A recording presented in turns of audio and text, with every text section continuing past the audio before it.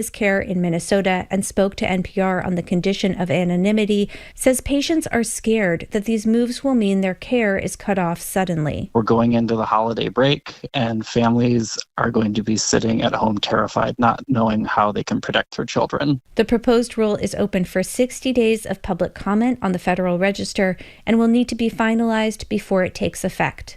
Selena Simmons-Duffin, NPR News, Washington. Authorities have located the deceased body of the suspect believed to have killed 2 students last weekend at Brown University and an MIT professor last Monday. The Trump administration says he is a Portuguese immigrant who came to the U.S. through a visa lottery. It says it is immediately suspending that lottery for legal immigration. You're listening to NPR News from Washington. Good morning from the GBH newsroom in Boston. I'm Craig Lamolt. As you've been hearing, a suspect in the Brown University and MIT professor shooting has been found dead in New Hampshire.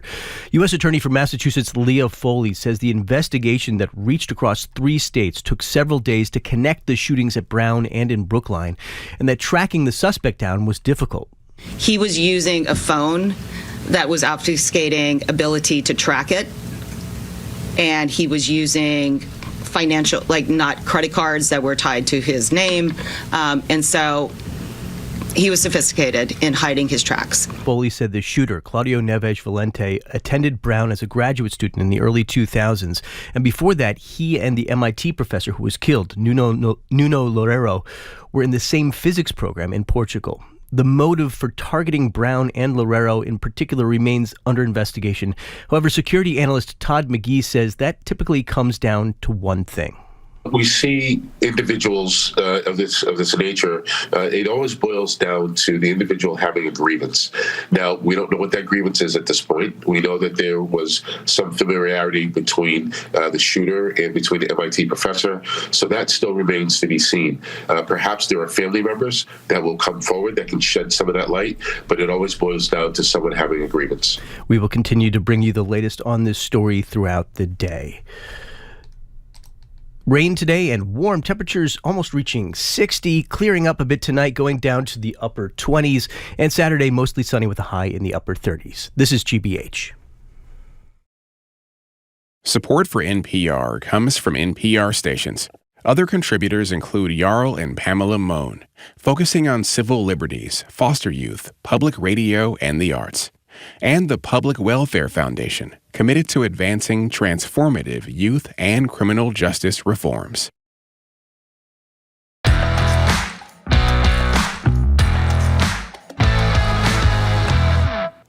You're listening to BPR on GBH and NEPM. I'm Harvard National Security expert Juliette Kayyem with former Massachusetts Secretary of Public Safety, Andrea Cabral. We're in for Jim Braude and Marjorie Egan. I'm not sure who's in for whom, but it is great to be here with you this morning.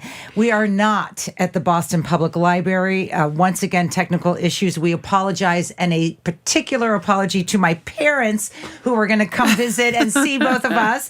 But we're streaming at youtube.com GBH News. Jim and Marjorie are back on Monday, and on Tuesday at the BPL, it's Ask the Governor with Maura Healey. Hello. Hello. A long time no see. I know. But you know that I'm always very happy when we co-host together. It's like the law enforcement security meter goes off the charts when the two of us are together, and we have what has transpired over the last few days to talk about. So, in case you guys couldn't tell, Juliet and I have been gabbing endlessly about all of these events and what didn't happen. In any event, we're going to start the show today with news that, as you just heard, the Brown University shooter has been found dead in a storage container in New Hampshire. The suspected killer, Claudio Manuel Neves Valente, was a former Brown PhD student, and officials believe he went to school in Lisbon with a fellow Portuguese native, Nuno F.G. Loureiro, the MIT professor who was tragically shot and killed by Valente in his Brookline home earlier this week. Valente was a permanent resident, U.S. resident. He was granted that status in 2017 under a DV-1 immigrant visa program.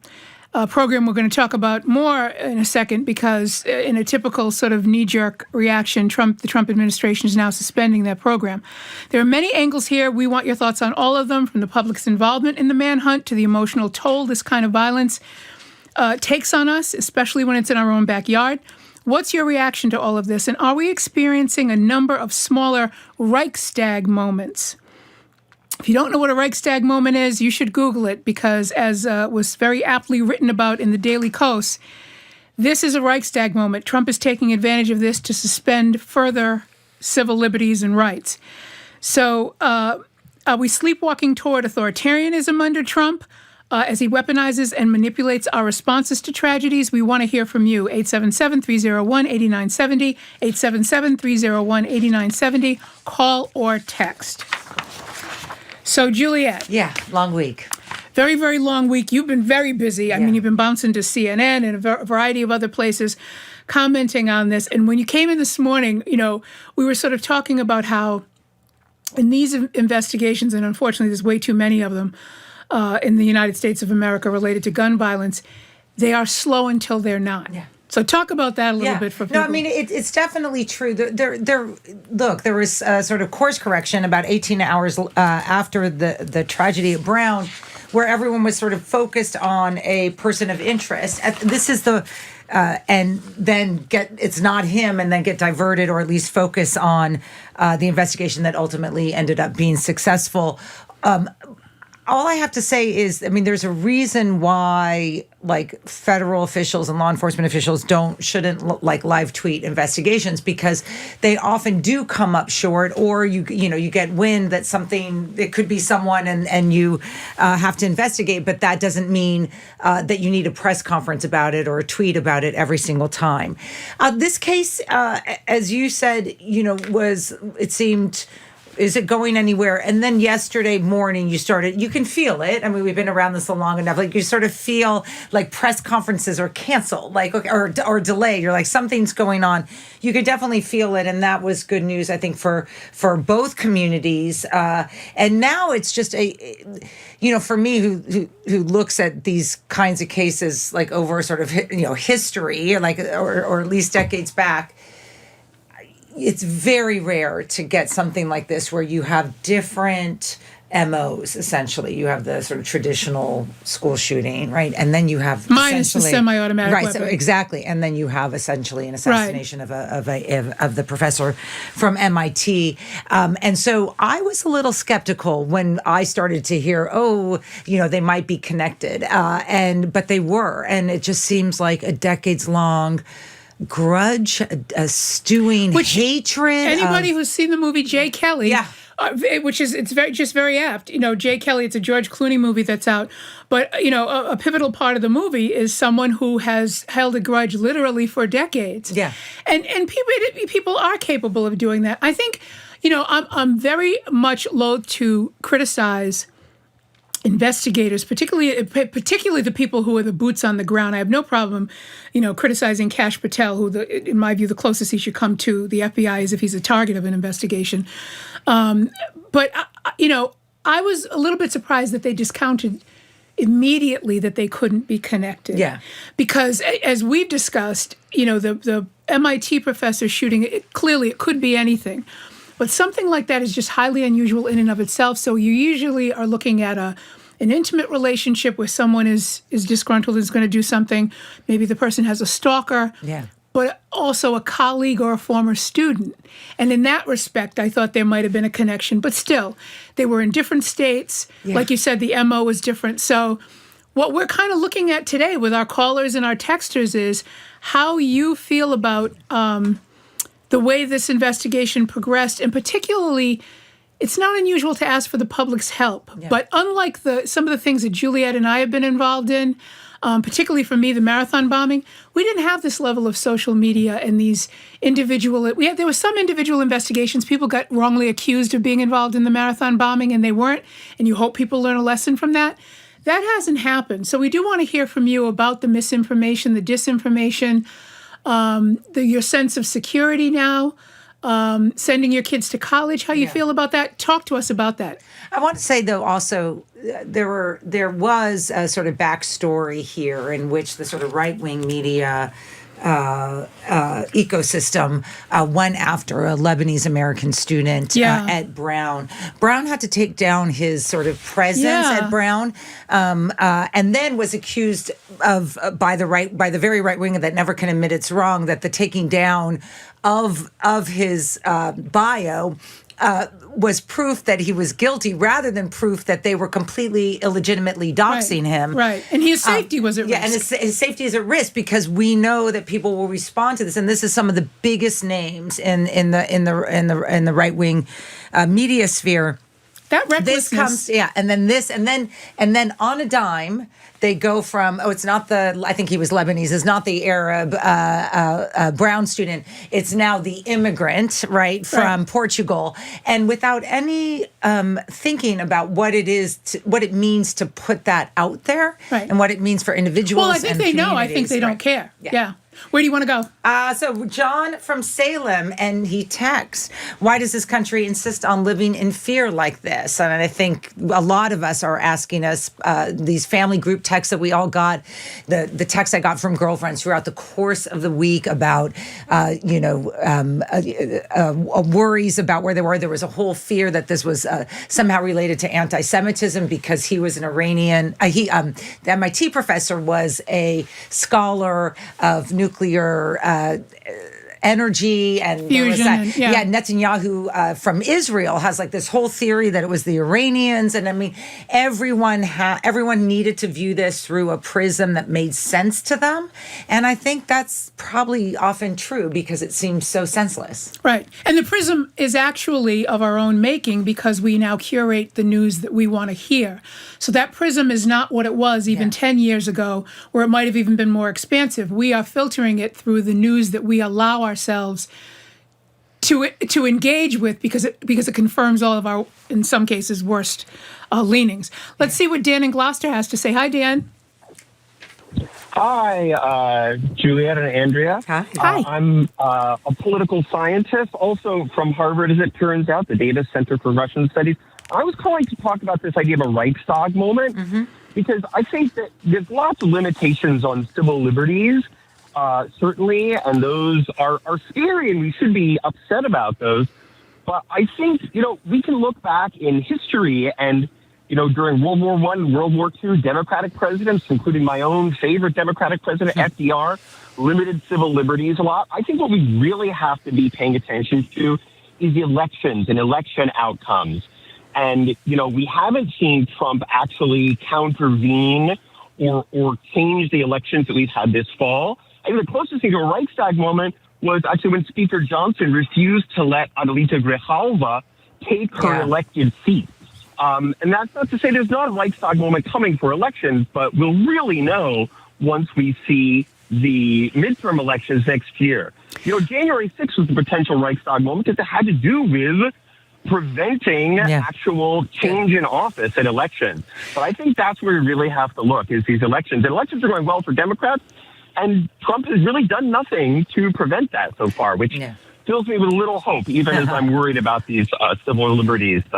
Dan, the one thing I would say that we do need to, we don't pay a huge amount of attention to, and because the Reichstag moment has a lead-in, and what we haven't been paying a huge amount of attention to, although if you follow Mark Elias and you follow Democracy Docket, because he's involved in a lot of the lawsuits that are coming as a result of the voter suppression efforts, in every state where there is a GOP majority in the legislature, they have been very hard at work, and it's flown too far under the radar, at continuing to gerrymander their districts, which leads to the gerrymandering of the congressional districts.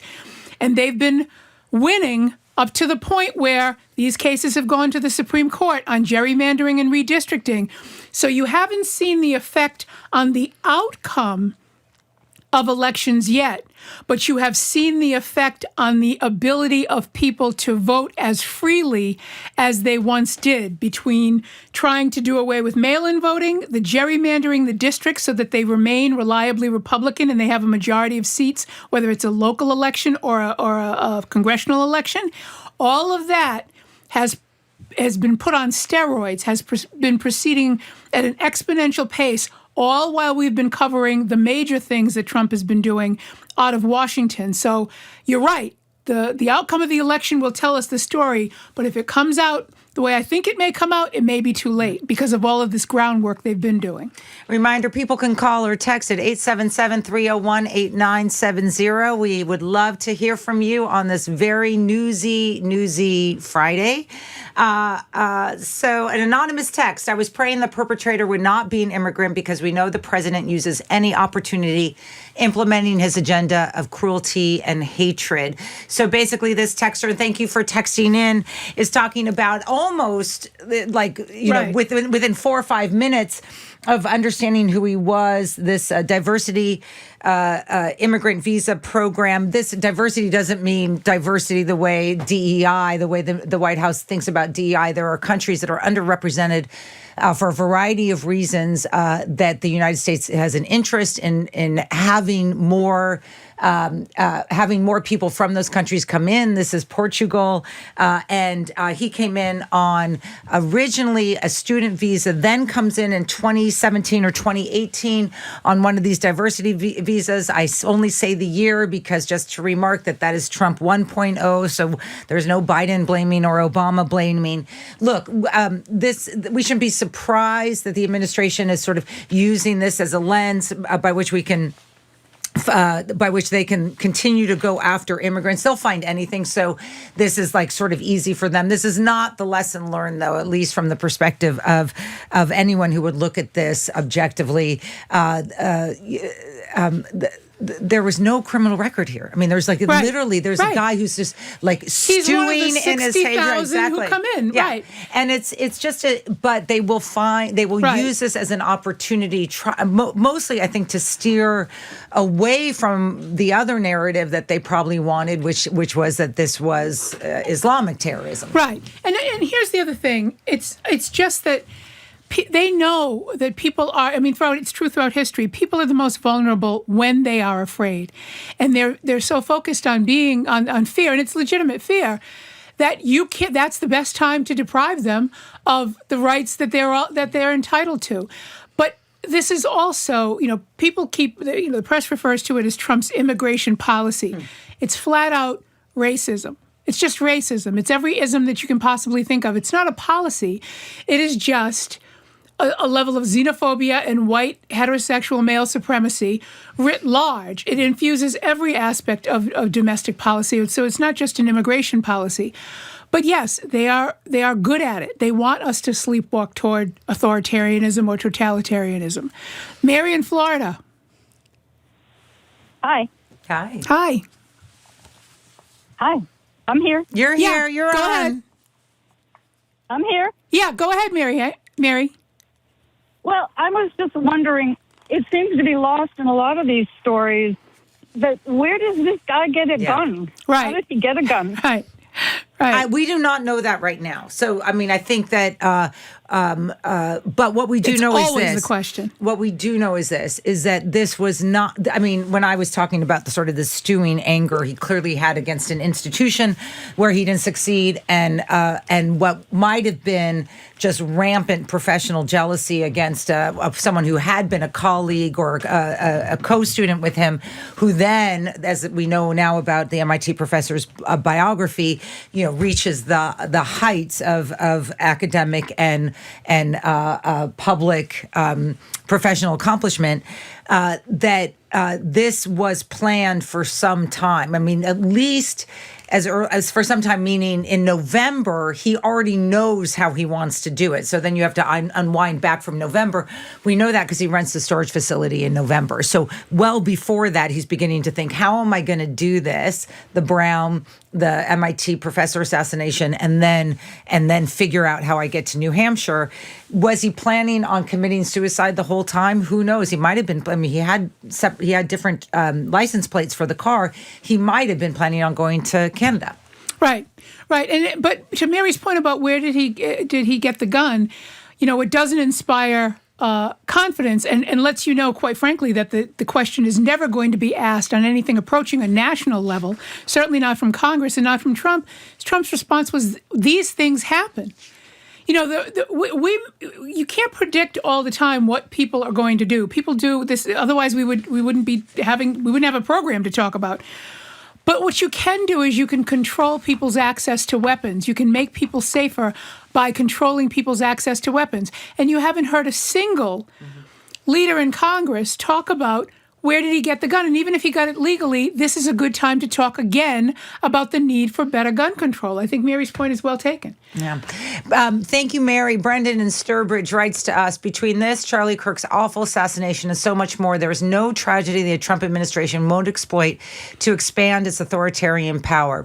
A republic, if you can keep it, Benjamin Franklin once said. We're losing that republic piece by piece every single day. I think that there is a sense out there. I mean, I may not totally agree with that text, but I do think there is a sense out there that at no moment does in tragedy and what's happening in this country does Trump not want to be the lead story, right? The lead part of it, right? So that it's always about like it's always some, so it's I did this or they didn't do that. He blamed. I mean, think how the week start. I mean, think about Sunday with the Rob Reiner tweet or social media post that he did, where it just now all of a sudden we have to talk about him, Trump, and his sort of his sort of cruelty rather than the Reiners and the horrible tragedy that happened to the whole family and the whole family. Right. And then, now we have to talk about, Trump and how he feels about Brown University's police. Well, that's what a malignant narcissist does. At every opportunity, you turn it to yourself. But I do think it's, and we're going to talk about this later, about sort of, I think this is also the week where part of, at least, I wouldn't say the week, but there are a lot of pieces of information this week that it makes it harder to say, well, that's just Trump being Trump. Something does seem different in terms of his ability and of sort of just mental clarity. And I do think that him narrating in the way that he does, I think is just a part of that he doesn't feel the empathy or even just the need to stay silent. No one really needs his opinion. Yeah, never. One of our anonymous texters is saying, I think the investigation with the Brown University and the Brookline murders was handled professionally and rapidly. Those who criticize are allowing fear to lead them in this direction. And we should be reminded of that. People don't understand. It is these are challenging investigations. They're very difficult. We're used to having everything resolved in a half an hour. We watch CSI and Law and Order. That's not the way it is. I want to tell Kevin from Seekonk to hang on. We're going to come back to you, but I think we should probably try to break. Yes. And then we'll come back and Kevin, don't hang up. Don't hang up, Kevin. We're going to take a little break. I'm Juliette Kayyem with Andrea Cabral. We're in for Jim and Marjorie. You're listening to BPR on GBH and NEPM and streaming at youtube.com GBH News.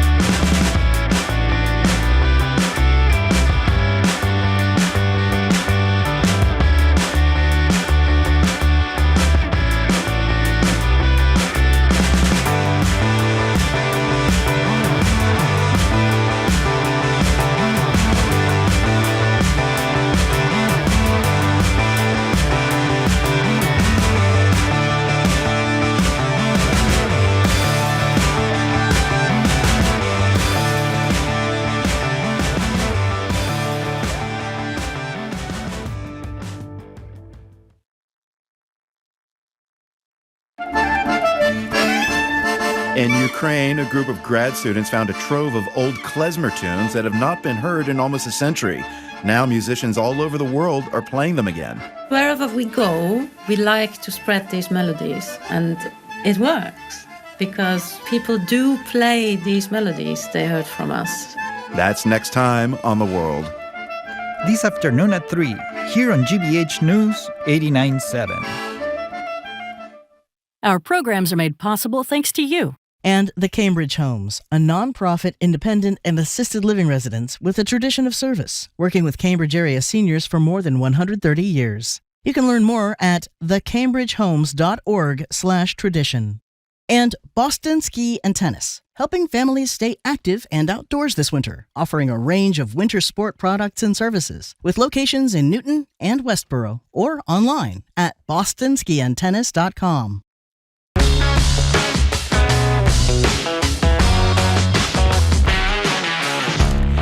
Welcome back to BPR on GBH and NEPM. I'm Andrea Cabral, and she's Juliette Kayyem. We're in for Jim Browdy and Marjorie Egan. We're not live from the BPL, but yes, we are streaming at youtube.com/GBH News. Once again, technical issues at the BPL studio. We apologize. If you're just tuning in, you're getting listener reactions on the news that the Brown University shooter has been located. The 5-day manhunt is over.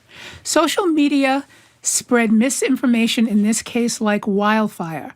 So we wanted to take a moment to slow down and think critically about how we respond in times of crisis. Are you guilty of the never-ending doom scroll, hungry for any information you can get? Or do you at least try and moderate your internet consumption, knowing how easy it is to get sucked into a rabbit hole that may or may not be full of disinformation slop?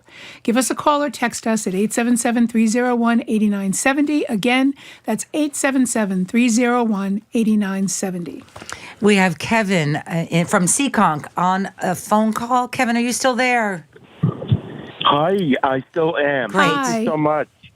Hi, Juliette and Andrea. My name's Kevin. I am actually the host of a program called The Compass on 990 WBOB, and you folks are like my professional muses. Oh. You and both of you and Marjorie. That's very nice. I really take so much inspiration from you both. And Marjorie, I want to say that I think that you've done an enormous job covering this very horrible situation, the horrible massacre in Australia. And then Rob Reiner, and just the succession of horrific violence we're seeing. And I want to say that one of the things that is important in thinking about how all of this has been handled, and I know in Providence in particular, community has come together in such extraordinary ways. And I thank you for this frame that you've provided for us to think about, because I think that it's so critical that we understand also in light of this horrific social media cascade of misinformation, people have not been daunted by that. Yeah. And there isn't... Go ahead. No, I just want to say that and as I'm calling, and I hope the three of you with Marjorie will really consider this. There is an amazing political scientist called Lindsay Cormack, and she's over at Stevens Institute in New Jersey. And she is an expert in American political communication, and she has a brand new book out called How to Raise a Citizen, and why it's up to you to do it. And as I've been thinking about, what you've been sharing with us and the other callers, I really thought, when we think about these kinds of moments, and is there anything that we can draw from them? One is that this responsiveness of the community, and it's caring and nurturing, and the restaurants providing free meals to shelter, to investigators. I think that it, to me, is in many ways that compassion for others and that caring and that willing to get close to people who to care about each other in need is exemplifying what it means to be a good citizen. Right. So I can't think of anybody more perfect than the three of you to interview Lindsay Cormack. Oh, well, thank you so much for this, Kevin. And I think you're right to remember that whatever we see and hear, all the awfulness on social media, when you actually get out into the real world and touch grass, as they say, you realize that communities really do come together. They tend not to go to war with each other. And you saw that whatever you want to say about, the sort of law enforcement, or they seem disorganized, or they took too too long, which I think we had no idea what was going on in the room. I do think that consistent messaging that came from, the governor all the way to the police commissioner to the Brown University president, not only bringing the community together, and I should say, a very effective mayor of Providence through this process, not only bringing the community together, but criticizing those who were using their platforms to try to divide them. And I think that's an important counter. That was the head of the Rhode Island State Police saying that as well. Kevin, first of all, thank you for that very considerate and thoughtful phone call. About what it means to be a citizen, because I think you're right. That focus is important. It's also hugely important to point out that, like the restaurant owner who brought 50 people in, not only fed them, but sheltered them, providing meals to law enforcement, but not just them, but to people who just were so afraid they just wanted to get off the street. Yeah. There is a remarkable heroism and charity and kindness in these moments. And the focus on that, I think, sort of helps all of our mental health. Yeah. We have Bhakta on YouTube who says, in my opinion, honest gun owners who go through the process of owning a gun are not the problem. The bad guys always find a way to get them. That is, I think statistically that probably isn't true, that the bad guys tend to get them through lawful means. So if you make it harder for the bad guys to get guns, it's not going to eliminate the risk. We are not into risk elimination in this world. We are just into lowering the risk. The more barriers you put up to gun ownership, the fewer guns that there are on the street that can be stolen or put on the black market, you are minimizing the risk. No one would ever pretend that we are going to limit gun violence in this country. We are just going to try to reduce it, and in particular with guns that kill a lot of people very quickly. Susanna Newport says, I'm hoping the homeless man is compensated well. Yeah. He really helped the case by telling authorities about the vehicle being used. And I couldn't agree with you more, Suzanne. He is a former Brown student, and the fact that he was aware enough to notice that this guy was dressed wrong for this area of the country, and he was hanging around and he was circling the block, and then had the courage to approach him in 2025, knowing what people can be capable of if you even say hello the wrong way. I absolutely agree with you, and I think most of law enforcement agrees with that as well. Yeah, and if you are not, it's hard to follow along, but the homeless Brown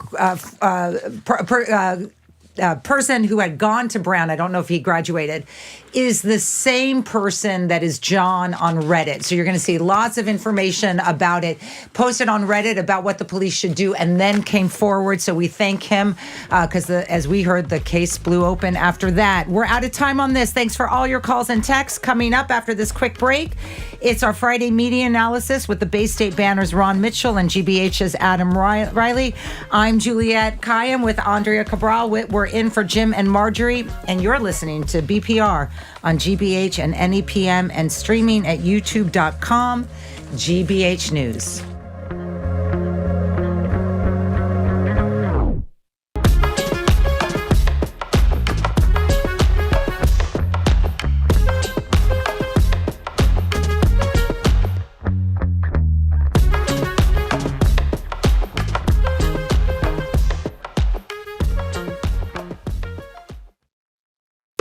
I'm Jared Bowen. Coming up on The Culture Show, the Oscars are moving from TV to YouTube. Will this mean actors get to finish their acceptance speeches and freely drop F-bombs along the way? Plus, we celebrate local disco queen Donna Summer's entry into the Songwriters Hall of Fame. And we remember actor and director Rob Reiner, his outsized influence from the screen to politics.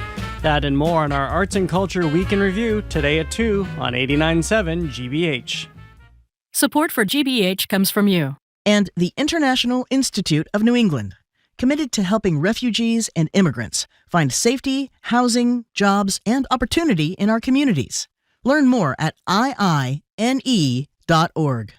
And Beacon Circle patron Karen Settle, proud to support GBH 89.7 and the commitment to local, national, and global journalism that inspires, engages, and supports diversity in the community.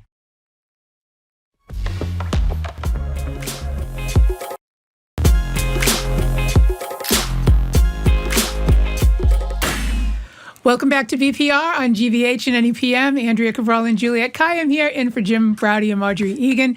We're not at the BPL today. We have technical issues again, but we're streaming at youtube.com/GVH News. Jim and Marjorie are back on Monday and plan to be at the BPL on Tuesday for Ask the Governor with Maura Healey. It's time now for our weekly media analysis segment, Press Play.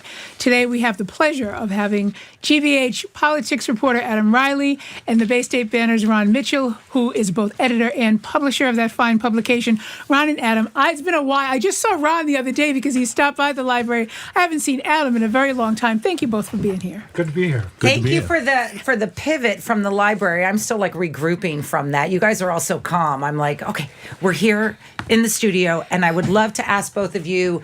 There's lots of media news, but just like a quick take on sort of the media story that was playing out as this week unfolded, and from basically Saturday to yesterday. Adam?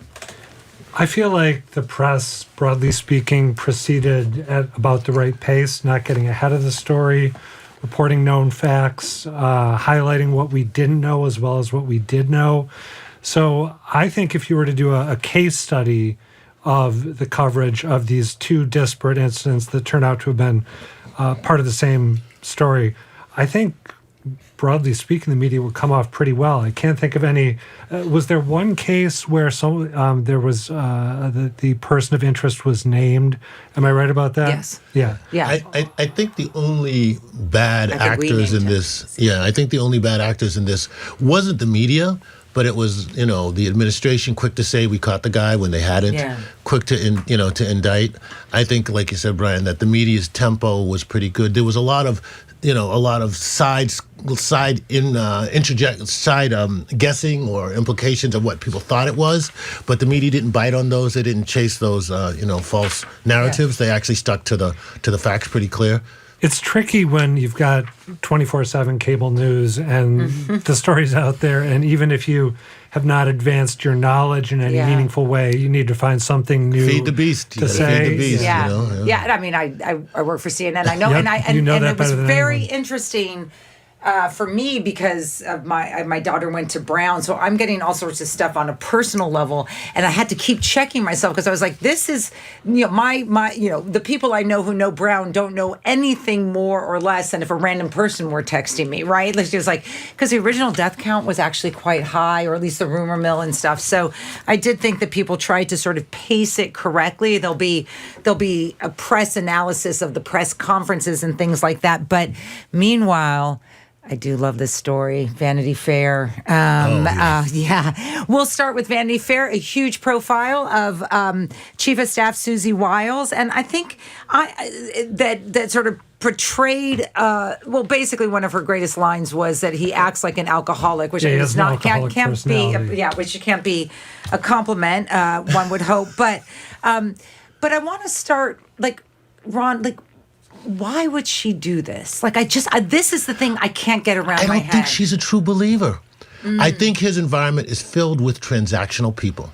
You come to him, you can do a job, he pays you to do the job, she's doing the job, but she's not a true believer.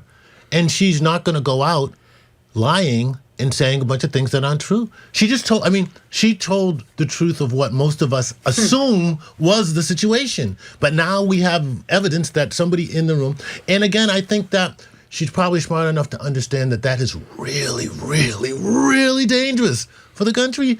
And I think part of her, despite the transactional situation, she can, she's hired to be this person and to present this way. But I think when it comes down to it, she was close enough to the fire, and maybe in the back of her mind, she's like, this is just scary times and people need to know. Well, the interesting. Go ahead. No, sorry. You're the host. No. It's bad guesting on my part. No. Both of you are But hosts, it's harder for you because you're also a reporter. So you're here so we can hear from you. I'll jump in. When I read the piece, I had not realized this until I read it, that these were actually conversations that he had with her over the course of a year. So you got his. So for one thing, it's a testament to how powerful it is if you can cultivate a source over a long period of time with regular interactions.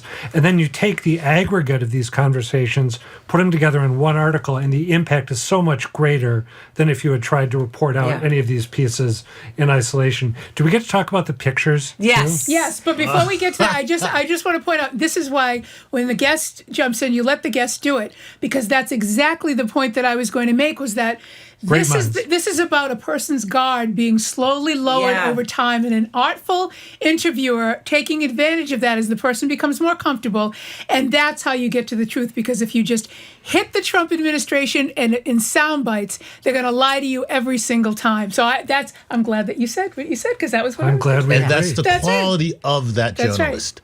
That's the quality of that journalist. Chris Whipple. Chris Whipple. Let's say his name. Apparently has interviewed a lot of chiefs of staff, so sort of knows how to do this. But Adam, you were mentioning the pictures, which has sort of ended up being the bigger story.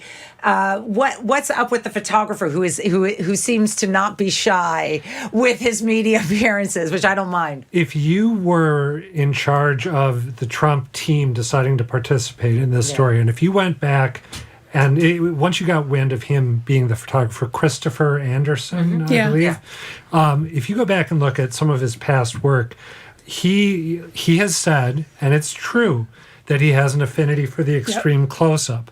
But you can do a lot of different things in extreme close-ups. You can make people look really good, or you can make them look really bad. You can use shadow to sort of soften the face. You can light it differently. You can catch them when they have a noble expression on their face or when they look like an idiot. So I don't quite buy his, well, this is how I always take pictures, come back. He took, I was going back and looking at old images of his. He took a shot of Michelle Obama in which she looks like she's like a 60s French film star. Film noir, film noir. Beautiful exactly. photo. And he took the single worst picture I've ever seen of a politician. It's a shot of Hillary Clinton. If you can find it online, look it up, because it's astonishingly unflattering. The question is, when did he take it? Like, was this just after she lost? Or? I think it was 08, but the thing is, she was smiling in the picture. But it was about the lighting and about the way she was smiling. Well, I think that when the folks at the White House said, "Oh, this is going to be a Vanity Fair story, very visual magazine, beautiful, known for beautiful photography, so we're going to let this guy in, and he's going to do his beautiful, and maybe, I don't know if he knew the tenor of the story, but it seems like they anticipated one article and one set of images, and they got the article that told the truth, and arguably the images that told the truth as well. But Ron, how much of this is really about at having the literal close-up expose warts and all, and that being related to how they're so into optics and they're constantly trying to stiff-arm the American public from trying to see exactly what is going on in this administration. The pictures are a metaphor for that. We as journalists have pride. And if you continue to stiff-arm us, the universal journalists, no matter what publication, after a while, it's going to get to the individual journalists who are doing these stories. I'm sure in the back of his mind is like, these folks, don't want transparency, don't want us here, don't want us telling the story, don't want us telling the truth. I'm a journalist, I'm going to do that. And as a photographer, I spent 27 years as a cameraman. You want to show the truth, and you tenor your photographs to match the writing. Right. Yeah. And that's why I'm not sure if he read the story before or not, but I think inside of him there was probably a little bit of an ire. Listen, those guys don't want us in here. They don't want to tell the truth. They don't want to reveal us. And you know what? I'm going to reveal them. I'm going to show them. That's my responsibility. And again, you can't thumb your nose at a whole industry or the whole country like that administration does. Enemies of the people. Right. Thank you. And there's another storyline to this, which I just think is interesting that the photographer mentioned, which is, if you read the story with the pictures, that these are also people who do not understand the weight of their responsibility. Right. I mean, I think, or the responsibility to have the power. They understand it, but the damage, right? That everything is just sort of like cosmetic. So they just say, we're going to bomb Venezuela, and okay, we're going to do it, as if there's not people behind it. And I think that the pictures of Carolyn Levitt, who where you can actually see sort of the Botox. First of all, she's like 20. Like, I don't even, like, what are we doing here? Is a sort of like, if you just look up close, it's all fake. And there's this line that he says, the photographer says, Stephen Miller is leaving the photo opportunity. Stephen Miller is, I guess, vain and was asking about how he was going to be portrayed. And he says, Stephen Miller says to the photographer, you have a lot of power in the discretion you use to be kind to people, meaning cosmetically. And the photographer looks at him and says, you do too. Right? That's chilling. That's chilling. Very striking quote. Yeah. I think there's no question that he wanted to convey a certain editorial sensibility with these photos. I found a quote from him talking about the way he takes pictures. And he said, my job is to be subjective, to bring my point of view and do so honestly. The photographs I make are about honesty and truth, but they are not about objectivity. And that's the difference that was between... really interesting. And that's the difference between smart. That's the difference between a photographer and a photojournalist. He is a journalist who happens to tell his stories with photographs. Yeah. And that's, So let's go to people have talked a lot about whatever you want to call Trump's address to the nation was this week. Let him eat lots cake. of people have said, they sort of provided a bait and switch. Tucker Carlson and others said that he was going to announce that we were at war with Venezuela. That's how he got every major network to cover him. I remember when every major network wouldn't cover Obama, talking about the end of his first 100 days of immigration. But in any event, here's some sound of Donald Trump, who seems to be yelling during his national address. A lot of people called in and said, what is he screaming about? Yeah. Here's a clip of him screaming into the mic. And it's their fault. It is not the Republicans' fault. It's the Democrats' fault. 1 year ago, our country was dead. We were absolutely dead. Our country was ready to fail. Totally failed. Now, we're the hottest country anywhere in the world. I feel hot. Yeah, and I'm sure he says every leader across the globe that he's talked to in the last 5 months has told him how hot we are. Yeah. I can't imagine the Chinese president told him how hot we were. I can't imagine that Mohammed bin Salman, when he hosted him a couple of days ago, said, you're the hottest country. Although, it's you know what? Lies. If they did, it's very smart politicking on their part. Right, because we've seen that he likes it. Right. That's what he responds to. The question I want to ask both of you, though, is this idea that have we crossed the Trump being Trump line? Like, for a while, it was always like, he just does that, and he does that in the middle of the night. I feel like... I do feel like the Rob Reiner thing was like... It was an inflection point. It was an inflection point. Yeah. And then you get the press conference or the address to the nation, which used to be meaningful, the screaming and the yelling. I guess from a perspective of sort of journalism, how do you portray that this does seem different, if it does? Well, I think with the Reiner story, it's conveying that this feels different is made easier by the fact that you have prominent Republicans, not all of whom are Trump opponents. I mean, Thomas Massie loves to tangle with Trump. Some of the other people who've condemned his comments are more Trump loyalists. To have people come out and condemn his comments the way they did, I think in a way that tells the story itself. Yeah. I think to convey it when you're talking about his speech to the country, you kind of got to get into subjective language. You talk about how he seemed to be shouting at certain points. Talk about how it was this constant reiteration of, this hyperbolic recitation of we were the worst and we were completely dead. Now we're the best. No one's ever seen anything like it. They probably won't for some time. It was like not reflecting on people's lived experience right now. Yeah, this is Trump's continued propaganda presentation that he has always had from the beginning. Yep. And I think that Marjorie Taylor Greene was the canary in the coal mine for the Republican Party. Mm-hmm. And I think that somehow something finally got to him and he realized, oh my gosh, all these people are telling me how great we are doing. They're the only people who think we're doing great. I really am losing. I really am in trouble. And I have to make these people see that what I'm doing for them is great. So we reverted back to his pure propaganda, lies. Lies. Did you think he seemed I think desperate? He's afraid. That was the screaming. It's for me, I feel like I'm such a bad judge of him because what happened with Marjorie? I don't get the appeal. Yeah, well, what happened with Marjorie Taylor Greene meant that his inner group of MAGA or whatever you want to call them, Republicans, are no longer lockstep with him. Mm-hmm. He does not control them. They're not afraid of him. And when you, as a leader... But Epstein was part of that, too. Yeah, all of this. Yeah, that was... That's a good point. Right. Yeah. That was the point, that he knows the photos and everything is supposed to come out today. And I think that since Marjorie Taylor Greene, 3 or 4 weeks ago, somebody got to him and said, listen, we're really losing. Look at these elections. Look what happened. And now he's like, I'm going to tell these people how great I am. Don't they realize? But again, it's all about him. It's all about me being this, and I'm the leader in that. And again, the walls are beginning to cave in, and I think it's going to take a long time. I think he's empowered a lot of questionable people. The Supreme Court still backs him in many ways, but I think this is a sign that his, vulnerability, Teflon, untouchable.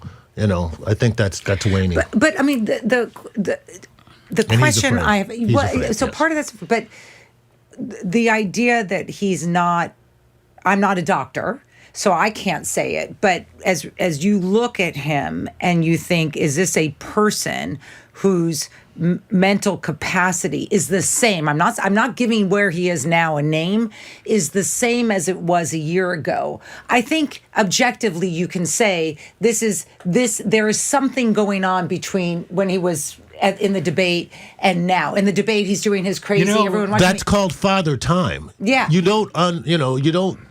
Father Time's undefeated. Right. He's in a major pressure job. How old is he? How old is he? Is he 80? I don't know. Is he 80? I'm going to be a dissenting voice here. I'm not sure I heard anything different. If you were just reading a transcript of his speech on the page, it would sound like what he was saying a year ago, not that different than what I remember him saying. Because he's reading it from the page. The question is how he's delivering. What about the social media? But I think we're missing all of this. Wait a minute, guys. I really do think we're missing.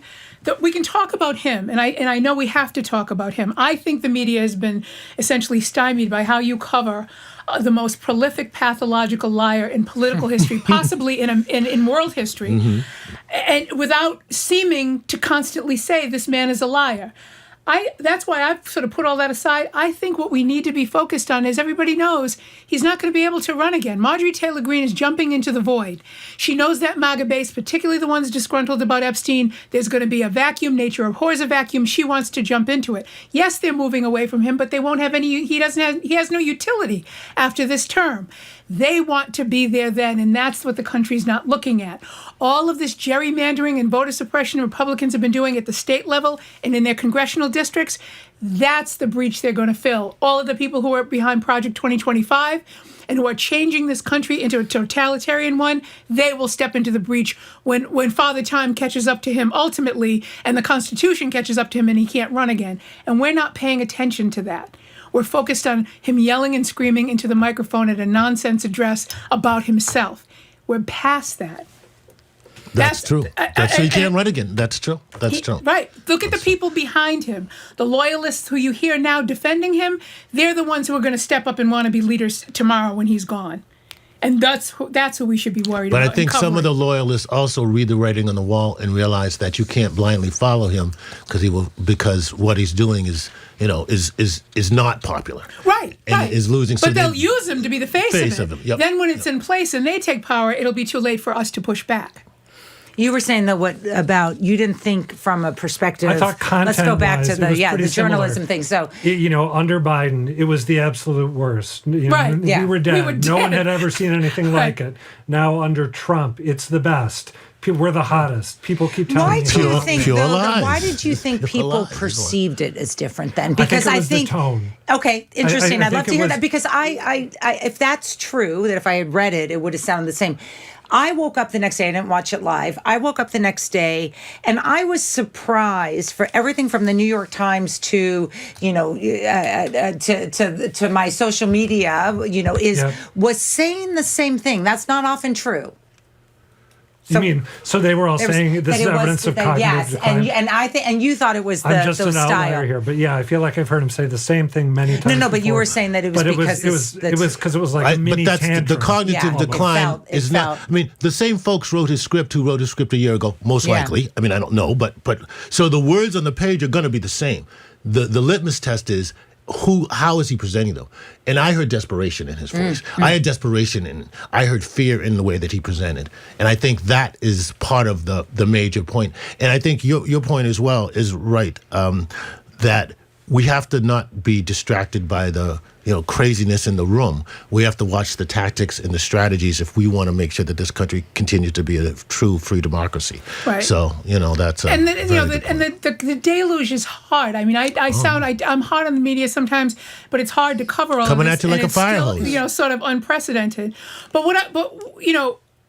So we don't have a lot of time to cover like a whole news story. So let's end on this note.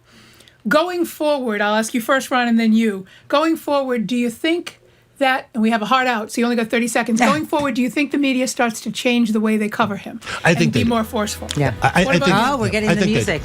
I think there's been a lot of actually really good coverage. Yeah. And I wouldn't be surprised if it gets even more aggressive, but I think it's been pretty good. Okay. We've been speaking with GBH politics reporter Adam Riley and Bay State Banner editor and publisher Ron Mitchell for our Friday Media Analysis Press Play. Thank you both.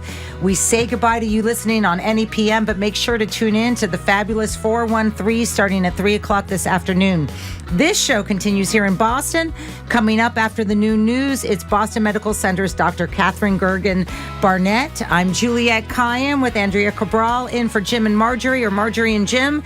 And you're listening to BPR on GBH and NEPM and streaming at youtube.com/GBH News. Thank you both. Thanks.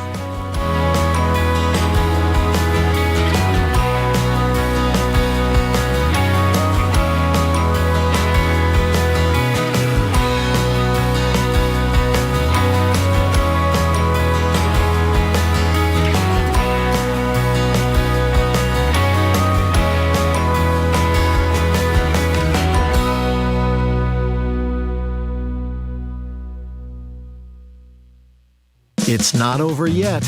More smart conversation about community issues up ahead with Jim Braude and Marjorie Egan on Boston Public Radio, right after a news update from NPR. Stay with us here on GBH 89.7. Funding for our programs comes from you. And the Boston Globe Foundation. This holiday season, Globe Santa will bring books and toys to children in need, because joy is a gift that every child deserves. Learn more at globesanta.org.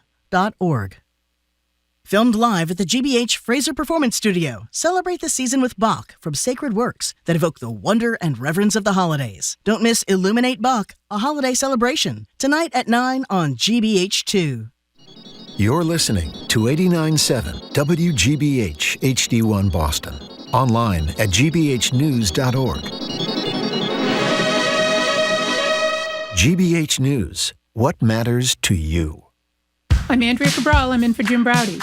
Ahead on hour number 2 of BPR, not live from the BPL, it's Boston Medical Center's Dr. Katherine Gergen Barnett on how the CDC's new vaccine guidance, surprise, surprise, is now putting newborns at risk, and what the administration's extortive attempt to ban gender-affirming care for young people would mean for Massachusetts. And I'm Juliette Kayyem in for Marjorie Egan. It is fortunately Live Music Friday with Boston-based R&B soul artist Atikin Rose. And we'll check in with Tony Williams, the creator of the Urban Nutcracker, ahead of a special LGBTQ inclusive performance. It's all next on the second hour of BPR on 89.7 GBH.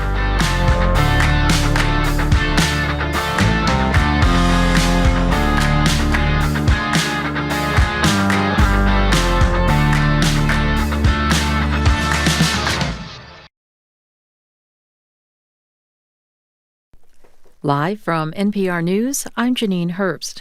Today's the deadline for the Justice Department to release files related to convicted sex offender Jeffrey Epstein. Last month, President Trump signed a law ordering the records be released, but Deputy Attorney General Todd Blanche tells Fox News they will only release a partial batch of the files today, hundreds of thousands of them, and more over the next couple of weeks. He says that's to give them more time to redact names and identifying information about the victims. NPR's Stephen Fowler has more on the files. Hundreds of gigabytes of digital and physical evidence that the FBI has, grand jury files, and other things that have already been made public otherwise.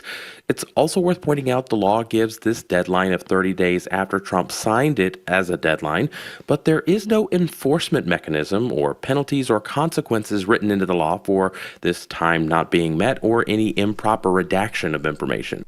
NPR's Stephen Fowler reporting. Online video sharing app TikTok has reached a deal to sell its U.S. operations to a group of investors. That includes the big tech company Oracle, run by billionaire Larry Ellison, who is a longtime ally of President Trump. NPR's Bobby Allen reports. After more than 5 years of intense debate, TikTok's U.S. operations have been sold to a consortium of investors. That group includes software and data center company Oracle, private equity firm Silver Lake, and MGC, an investment company backed by the United Arab Emirates. Under the terms of the deal, which were confirmed by NPR, current ByteDance investors will keep about a third of the entity, and Beijing-based ByteDance will hold a minority stake. Backers don't expect American users of TikTok to notice any major changes. China hawks in Washington have been worried about Beijing using TikTok to influence the political views of the 170 million Americans on the app. Yet, under the deal, ByteDance will still own the app's algorithm, with audits by the new American-led entity. Bobby Allen, NPR News. And Oracle is a financial supporter of NPR. Existing home sales rose slightly last month. NPR's Scott Newman has more. In its monthly report on existing home sales, the National Association of Realtors said in November home sales increased 0.5% for a seasonally adjusted rate of 4.13 million homes. Sales increased in the Northeast and South, but showed no change in the West and actually fell a bit in the Midwest. NAR chief economist Lawrence Yun said the increase in sales could be explained by lower mortgage rates, while a decrease in the number of unsold units was likely due to homeowners holding off listing their homes for sale during the winter. The NAR says the median home price in the U.S. is at just under $410,000. Scott Newman, NPR News, Washington. And the home sales rose slightly from November, from the month before, October. You're listening to NPR News. Good afternoon from the GBH newsroom in Boston. I'm Craig Lamolt. Authorities are now looking for a motive now that the hunt for the person suspected of the mass shooting at Brown University and the killing of an MIT professor in Brookline has ended. Authorities say Claudio Neves Valente, a 48-year-old Portuguese national, was found dead after he took his own life in a rented storage unit in Salem, New Hampshire. U.S. Attorney for Massachusetts Leah Foley says they are still piecing together Valente's history, but that he did attend Brown in the early 2000s. Before that, Foley said he was enrolled in the same physics program in Portugal as MIT professor Nuno Loureiro.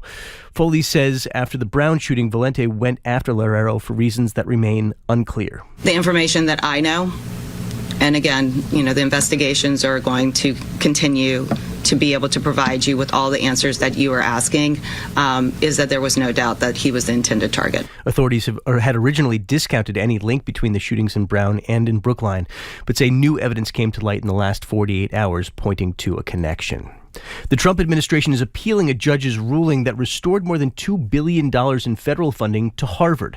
From our higher ed desk, GBH's Kirk Carapezza reports. The administration is challenging Boston federal judge Allison Burroughs' September decision that found the government had tried to strong-arm Harvard into adopting certain admissions and hiring reforms, using concerns about anti-Semitism as a smokescreen. The administration had also threatened to end Harvard's tax-exempt status and its ability to enroll international students. A Harvard spokesperson says the university is confident the appeals court will affirm Burroughs' ruling, which reinstated, quote, critical research funding that advances science and life-saving medical breakthroughs that strengthen national security and the country's global competitiveness. Kirk Carapezza, GBH News. This is GBH. Support for NPR comes from ARM, committed to delivering innovative, advanced computing designed to enable worldwide companies to unleash the capabilities and experiences of AI. The future of AI is built on ARM. ARM.com. This is NPR.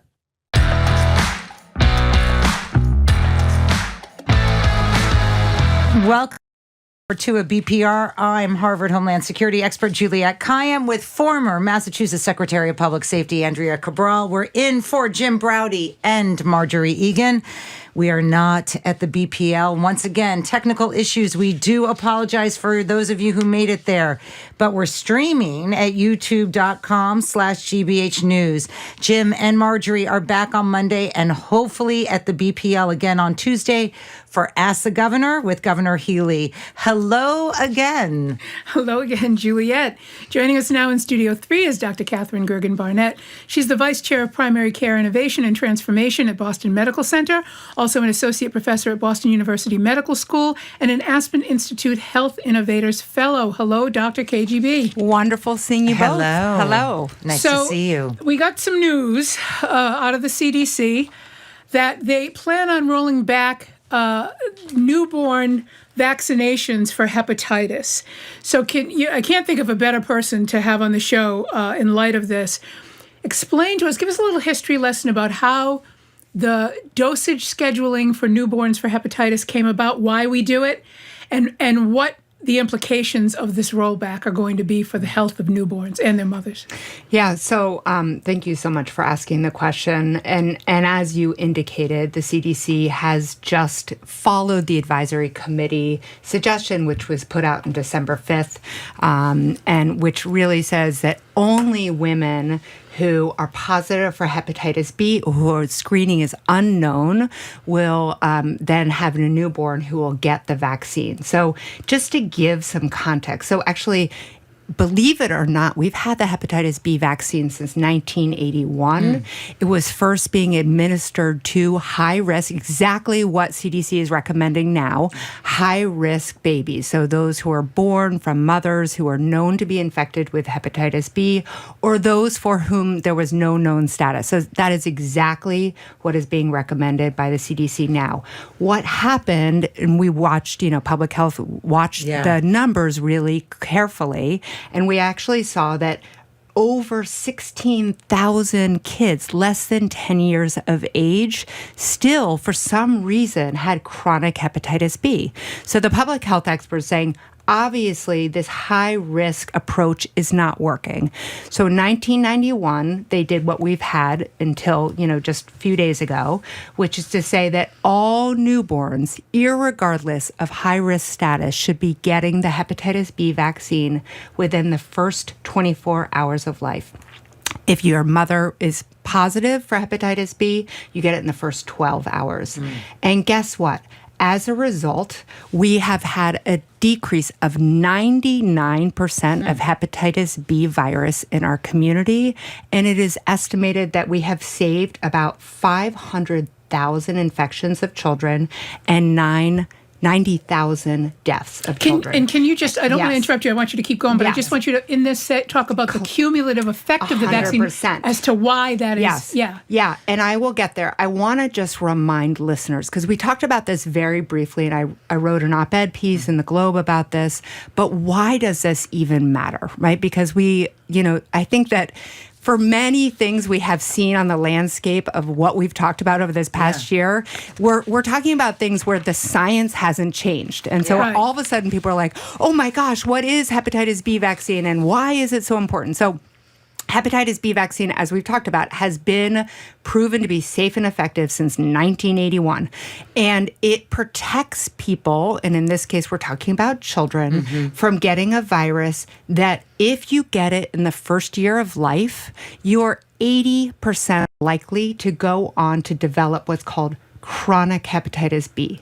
And with chronic hepatitis B, you can get liver cancer, you get cirrhosis, you have 25% increase of premature death. Okay? Wow. So it's a huge public health impact. And there are people who are brave and are coming forth and telling their stories of what it's like to live with hepatitis B.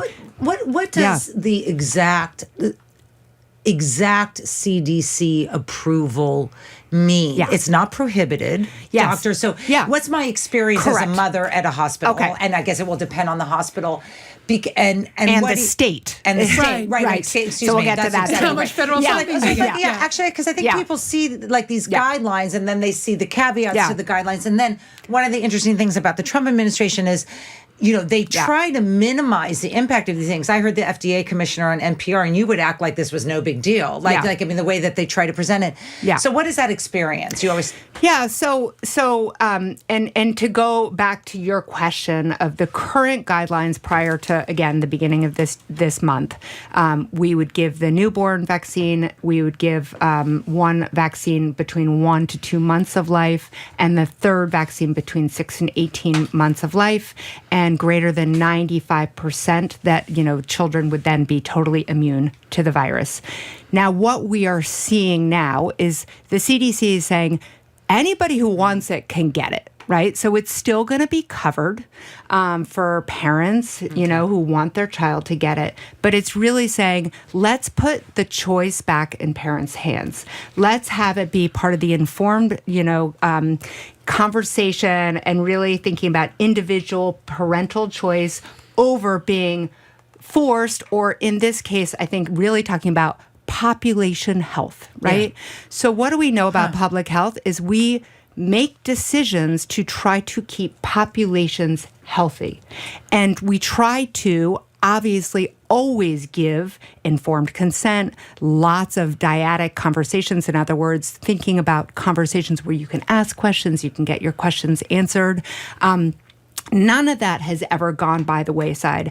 Frankly, what is happening, and we're already even seeing it in Massachusetts, is that it creates confusion. It thinks skepticism. And skepticism. So people hear hepatitis B and then now think that's unsafe. Yes. Not that it's my choice, but actually what you're telling me and all this news and all the stuff that's on Reddit and X, et cetera, is making me scared and actually skeptical. Maybe not wanting to go through even by having that conversation. Well, I mean, this idea of choice or the fault, or the perception that the administration, right, couple that with the other big news story, which is, actually, we don't want you studying this anymore. Correct. We don't want to give people information. And that was when the American Academy of Pediatrics loses HHS funding because they had criticized RFK Jr. Yeah. What is that going to impact in terms of child illnesses? So I think the question you're asking, Juliet, is so important, and I want to bring that lens to an even higher kind of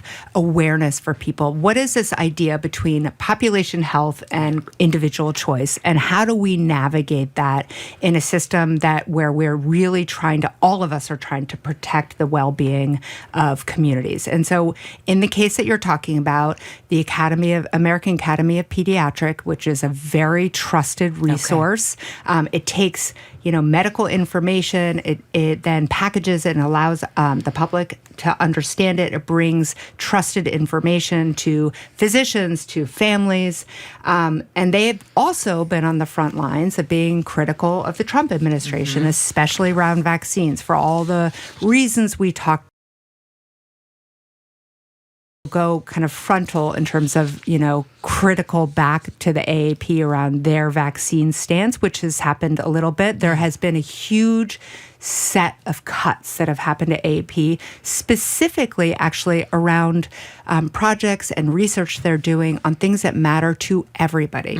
So thinking about fetal alcohol syndrome, thinking about autism, actually, their research that they're doing on autism, birth outcomes and birth disparities. So within the last, 24 hours, millions of dollars have been cut from the American Academy of Pediatrics.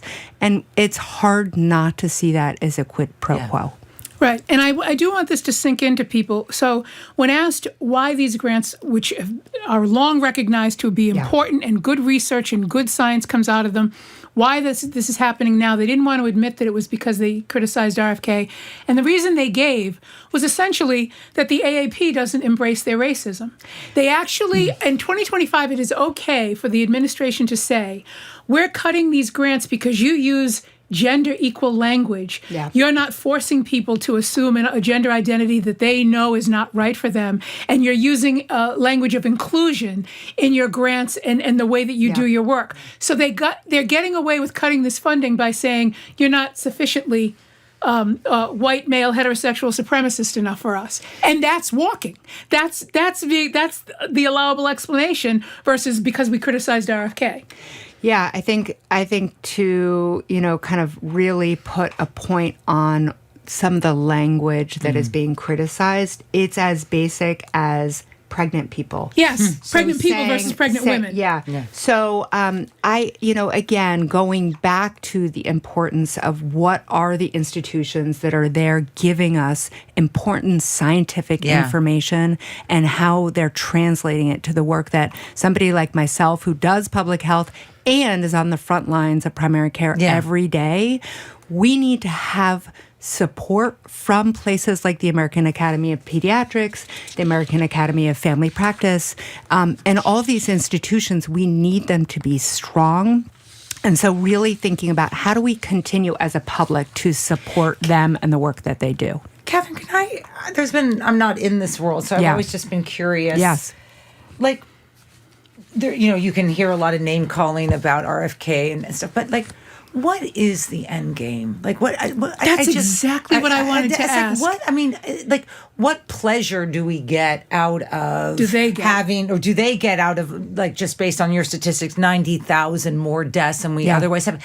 Like people use their euthanasia, they're horrible, whatever, but like.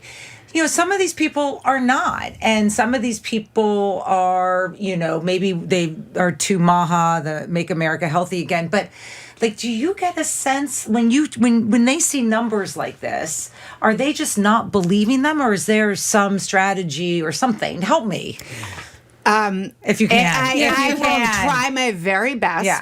I will say I don't know the answer to the end game. I will say the importance, again, going back to the highlighting of individual choice and the mandate for individual choice has been very important to this administration. And it is trying to pit what we have always believed in medicine, which is thinking about informed consent and individual choice. And that's never actually not been part of medicine. And there's also a lot of doubt around the scientific evidence. For instance, when I put out the op-ed, there is such compelling data that hepatitis B virus lives on surfaces in microdoses for 7 days. 7 days.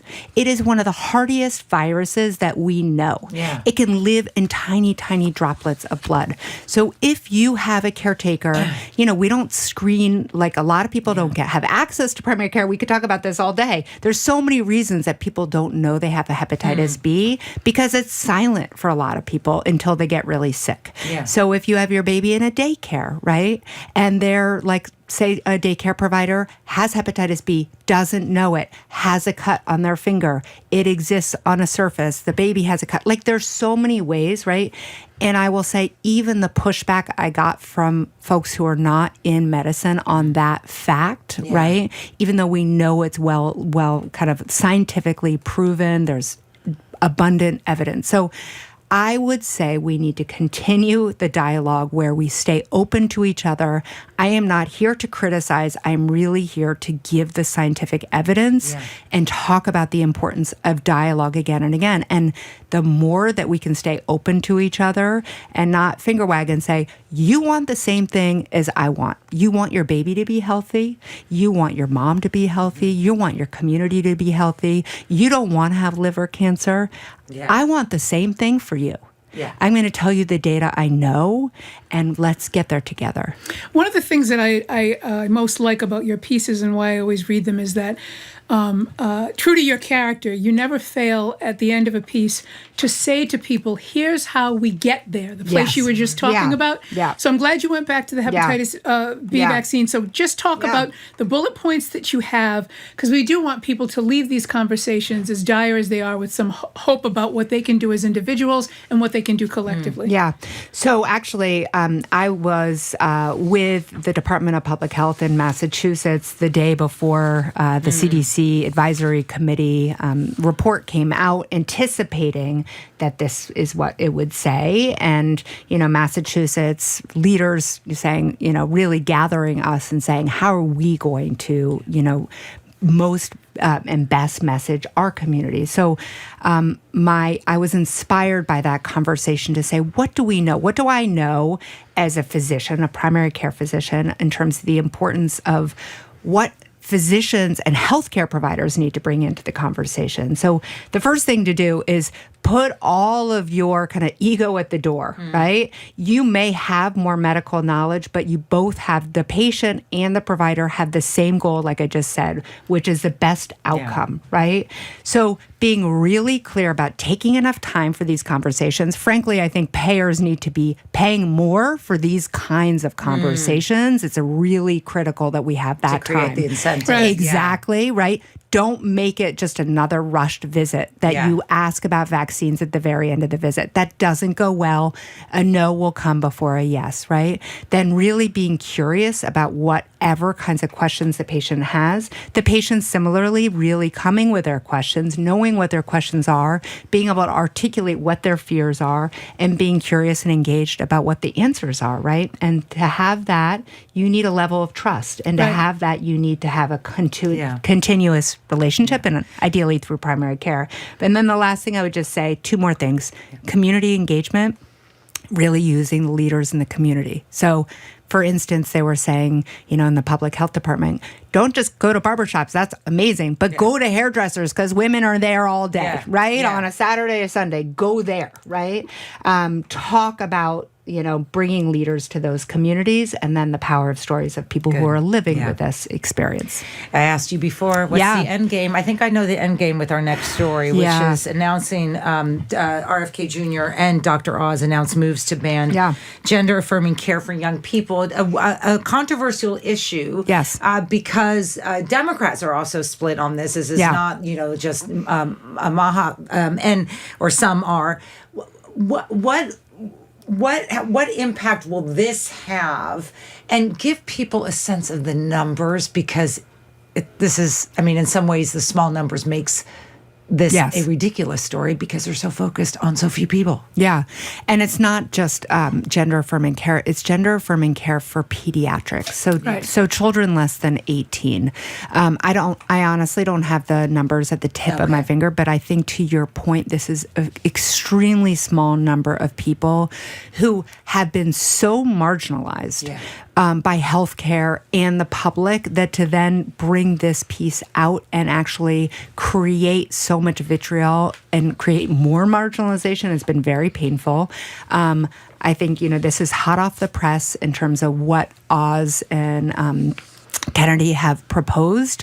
There's still going to be a 60-day kind of period for commentary. So I will say it is not written in stone yet, but essentially it's saying for hospitals and healthcare systems that provide gender-affirming care for children less than 18, it will not only not be reimbursed by Medicaid, but hospital systems who provide this kind of care across any part of their system will not get Medicaid or Medicare reimbursement.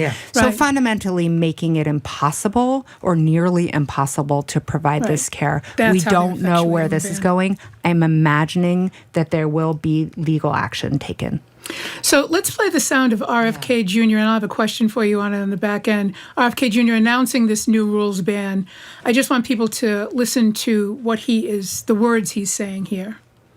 So-called gender-affirming care has inflicted lasting physical and psychological damage on vulnerable young people. This is not medicine, it is malpractice. We're done with junk science driven by ideological pursuits, not the well-being of children. Okay, now first of all, JFK is not a doctor. Second of all, a mother of a transgender teen who has by the story I read, has done everything right by this transgender teen, and they've done the medical procedures, and they've let people know who needed to know, says, we feel like we're being hunted. The question I have for you, because I know you're not in the business of criticizing, what I want to know is whether or not there is any science, medical proficiency, or scientific truth to anything that RFK just said about transgender care. No. And I would say even more to the point is that we know that children who don't receive the care that they need, their risks of suicide and mental health impact and many other health consequences have been shown to be dramatically high. And so how do we actually counter what we know to be true? And again, make sure that people who have been impacted, so brave of that woman to say that, can come forward and share their experience, and that we can continue to support people in our community. So we are entering the new year. So we cannot go fast enough. No, I know, but can we? Yeah. And there are some great things. We have great scientists. We have great doctors like you. We have great people doing fabulous work. And so tell me why I'm only going to be healthy and happy in 2026. Okay. Beautiful. First of all, because you're going to hang out with me all the time. That's right. I know. We're friends. We're friends. Well, first of all, I want to take a retrospective just for a minute, because I do think that we've had real moments. I'm not going to spend another opportunity in 2025 with you all on GBH. So we've talked about some great things. We've had amazing breakthroughs. Think about we've talked a lot about the expenses of GLP-1s, but I will tell you that it's been a huge breakthrough on public health. And we've talked about lithium and Alzheimer's. There's been, there's all kinds of stem cell work that's been done. And so I just want to remind us that science is progressing and doing amazing things. And even with all the vitriol and complication that's surrounding it, we are moving forward. The second thing that I want to focus on is there's lots of stress that people talk about going to the holidays and increased risk of heart attacks and all that. But we also know that there's really good evidence to keep you well during this holiday season. So thinking about, first of all, the practice of gratitude. I know it sounds all, kind of airy-fairy. There is so much good evidence, cardiac evidence, physical evidence, that the more people take a moment to express gratitude, to tell people, like I'm telling you now, I'm grateful for you all and all GBH and all of our listeners. It, in fact, incurs oxytocin, which is an amazing neurochemical, which creates, actually, it lowers your blood pressure. It makes the parasympathetic nervous system. So it's that, it's the opposite of the fight and flight, right? Like everybody's talking about taking beta blockers for their anxiety, but actually gratitude is the perfect antithetical to beta blocker. Right. Wow. Okay. So so I have a question. So you can also pop your propanol. I know, but I have an important medical question. What if you're grateful for something that's unhealthy? Like I'm grateful for my Diet Coke that stands. No judgment. I love you, but you're going to talk to me about how bad it is. No, I'm not. We're going to have storytelling. We can talk about storytelling. Everyone loves their Diet Coke. No, I will say that gratitude in and of itself, it doesn't matter what you're grateful for. Yeah. It is about expressing. It is about taking the time. We know that people need to be taking time to, spend time with family. It is sometimes really challenging for people. Take care of yourself. Get some sleep. Go outside. Take a walk, right? Yes. All the things that we know are imperative for your health are still true.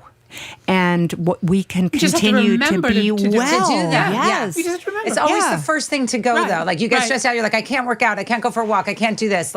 So write it down. Make goals, make sure that you take care of yourself. I always tell my patients, I'm going to say the same thing. Put your own oxygen mask on first before you take care of other Good humans. advice. Except for you're our oxygen mask. So thank you so much. We've been speaking with Dr. Katherine Gergen Barnett. Yes, we are graceful. Vice Chair of Primary Care Innovation and Transformation at Boston Medical Center, Associate Professor at Boston University Medical School, and an Aspen Institute Health Innovators Fellow. Take a deep breath, Juliet. Dr. Gergen Barnett, thanks. Coming up after this quick break, Live Music Friday with Brockton's own Atikin Rose. I'm Juliet Kayyem. Grateful to be joined here with Andrea Cabral. We're in for the Jim and Marjorie, who we are also grateful for. You're listening to BPR on 89.7 GBH and streaming at youtube.com/GBH News. Thank you all, and we're grateful for our listeners. Stick around.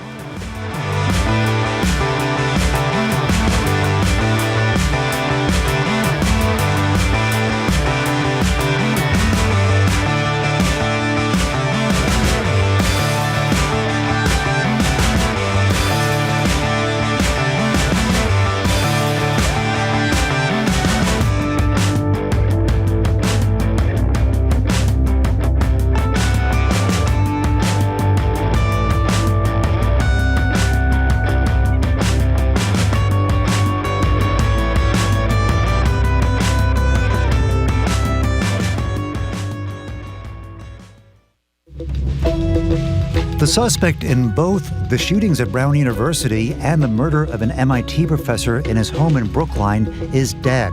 An apparent suicide, his body was found in a storage facility in New Hampshire. I'm Arun Roth.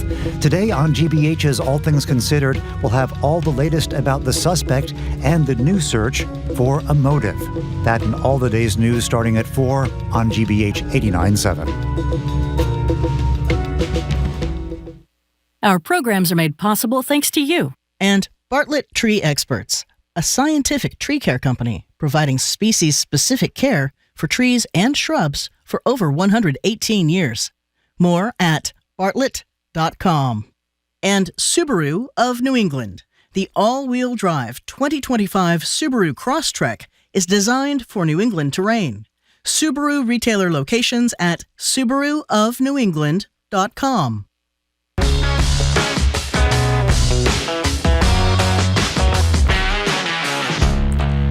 Welcome back to BPR. Andrea Cabral and Juliet Kayyem, and for Jim Browdy and Marjorie Egan. We're not live from the BPL, technical issues again, but we apologize to everybody who came down to Copley for the show. We're still streaming live at youtube.com/GBH News. Jim and Marjorie are back on Monday and plan to be back at the BPL on Tuesday for Ask the Governor with Maura Healey. It's now time for a Studio 3 edition of Live Music Friday. Here with us now is Brockton-born singer-songwriter Atikin Rose. You can find her on Instagram at Atikin Rose, all one word, Apple Music, Spotify, and SoundCloud.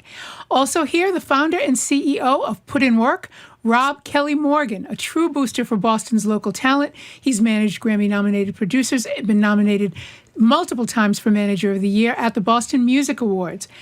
In a moment, we're going to speak to both of them, but we were just talking about being grateful. We are grateful that we're going to be able to hear some music. Here is Atikin Rose, joined by Hawk of God Tier Entertainment on piano. The song is called Genie in a Bottle.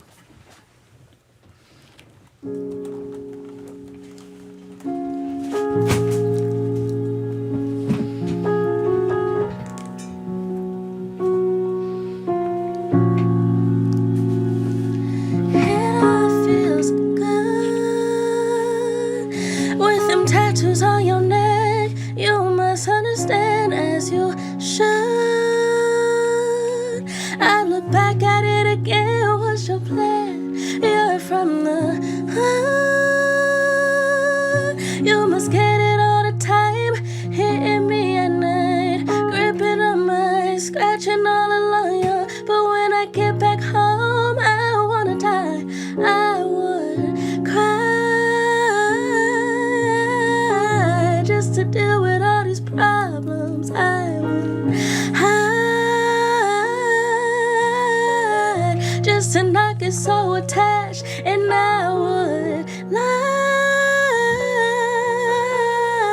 just to kiss someone attractive. I would find, 'cause to you I'm just your genie in a bottle. Rub me harder and I might have to swallow my tears. Rub me harder, you might have to wash away my fears. Touch me here and pull my hair. Kiss me there, oh boy, I'm scared. The distance between us is killing me. You miss me, but do you really miss my vibe and my energy? Or do you only miss the physicalities? I was down to change your heart, coming through only in the dark, opening up, saying who you are, leaving you with warm regards. Was kinda hoping to be a princess and not some psycho, calling me up only when you're in the rain. If I decided to text you, would you respond? Would you keep your message where your morals live? I would cry just to deal with all these problems. I would hide just to not get so attached, and I would lie just to kiss someone attractive. I would find, 'cause to you I'm dressed your genie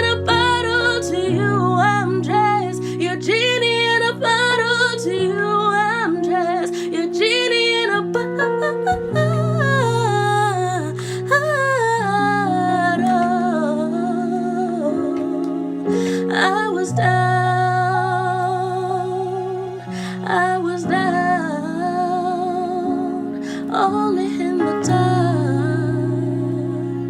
saying who you are.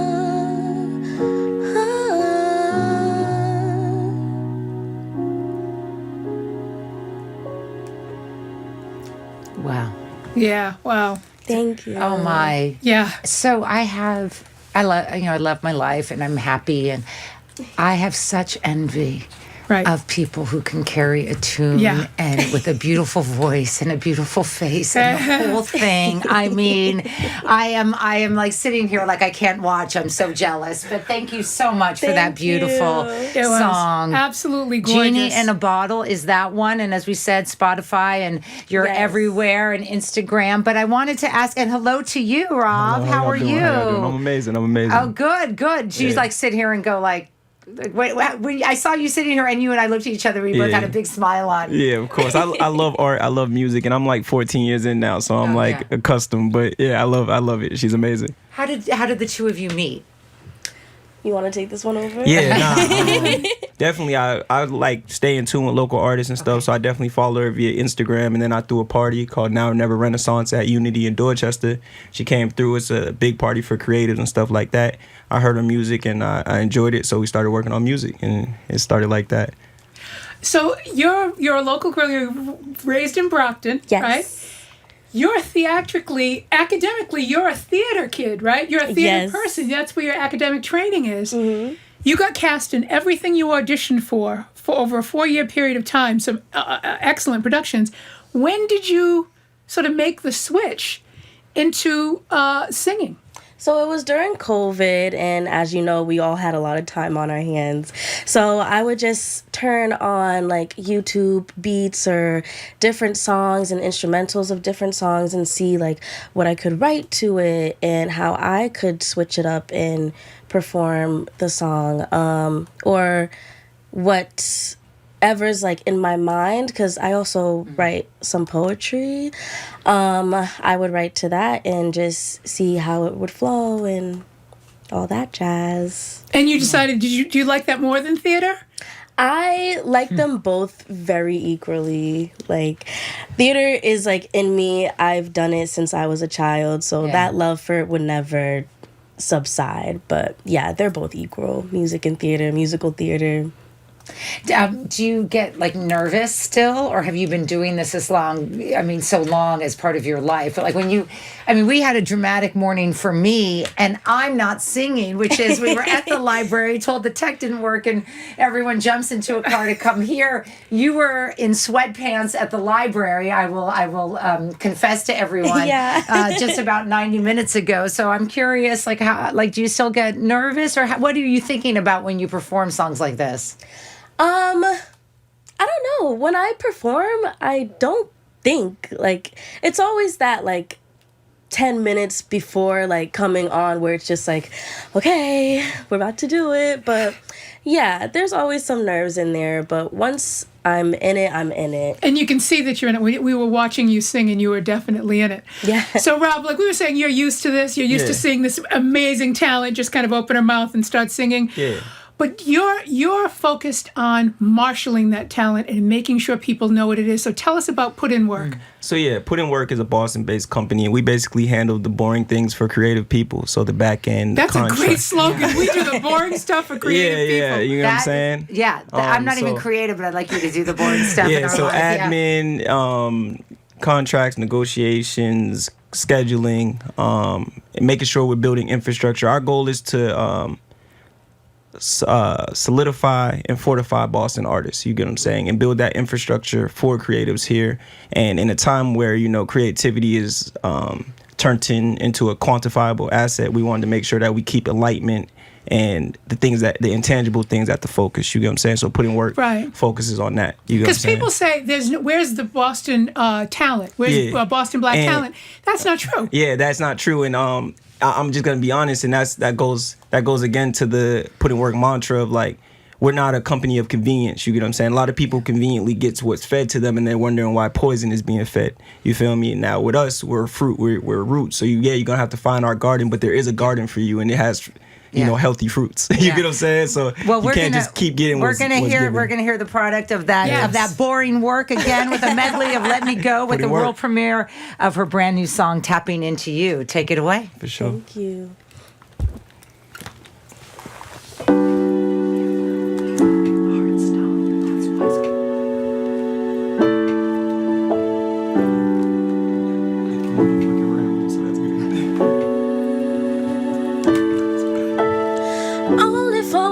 Had me hooked on you. Never in my life seen anyone like you. I feel heavy on you, stuck like glue. Looking back, I always knew you would one day let me go. Give me love and hit the road, and I would always lose control. Break the wall to a black hole.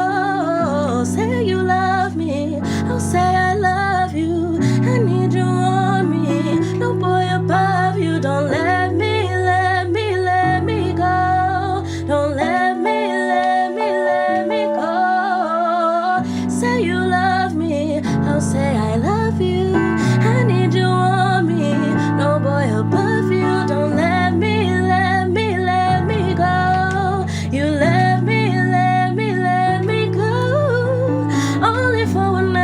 you chopped and screwed. Never in my life have I been played for a fool. Heavy on my man, my boo. Looking back, I always knew feelings would be overthrown. My heart out the window, crashing out. I can't no more. Crying, sliding down the floor. I'll say I love you. I need you on me. No boy above you. Don't let me go. Don't let me go. Say you love me. I'll say I love you. I need you on me. No boy above you. Don't let me go. You let me go.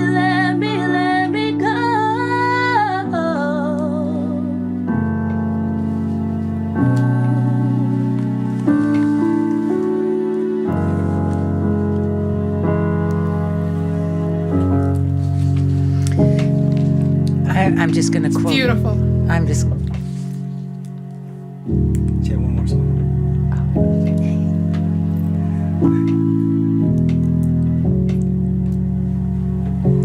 I'll listen to your heart.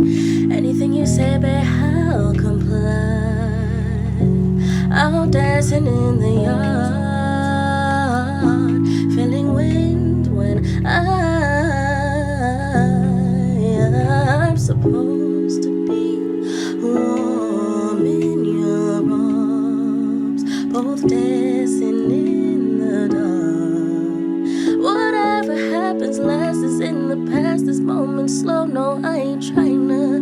Last thing I want is to waste my time. We don't have long. We only weather the hills are there for me to climb. Tell me your secrets, no, just for the hell of it, no. Plug me into you if you need that. Plug me into you if you want that, no. Plug me into you if you like that. Tapping into you, trying to get connected.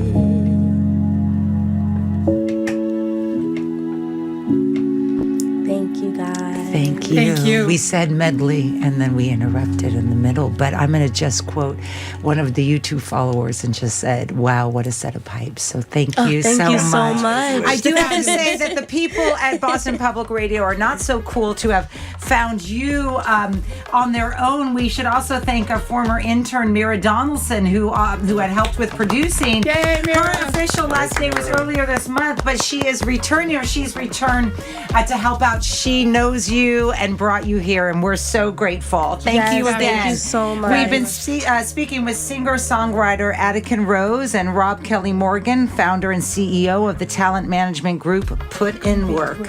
Coming up after this quick break, the Urban Nutcracker is now on at the Box Center. We'll speak with Tony Williams and dancer Peter Guioza, and he's going to know Ozda.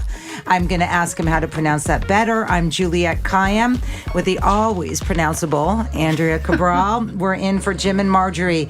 You're listening to BPR on 89.7 GBH and streaming at youtube.com/GBH News.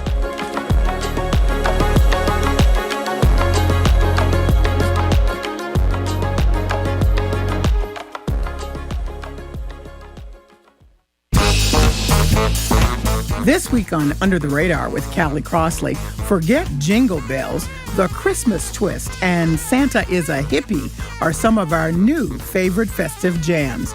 It's a full hour with GBH's own seasonal music collector, Mike Wilkins, sharing his quirky holiday hits. That's Under the Radar with me, Callie Crossley, Sunday night at 6 here on 89.7 GBH and the GBH app. Support for our programs comes from you. And the Massachusetts Health Connector for Business. Premium value plans can help small business owners find and offer accessible employee health benefits. Learn more at mahealthconnector.org/business. And the International Institute of New England, welcoming and supporting refugees and immigrants in the community for more than a century. Learn more at iine.org.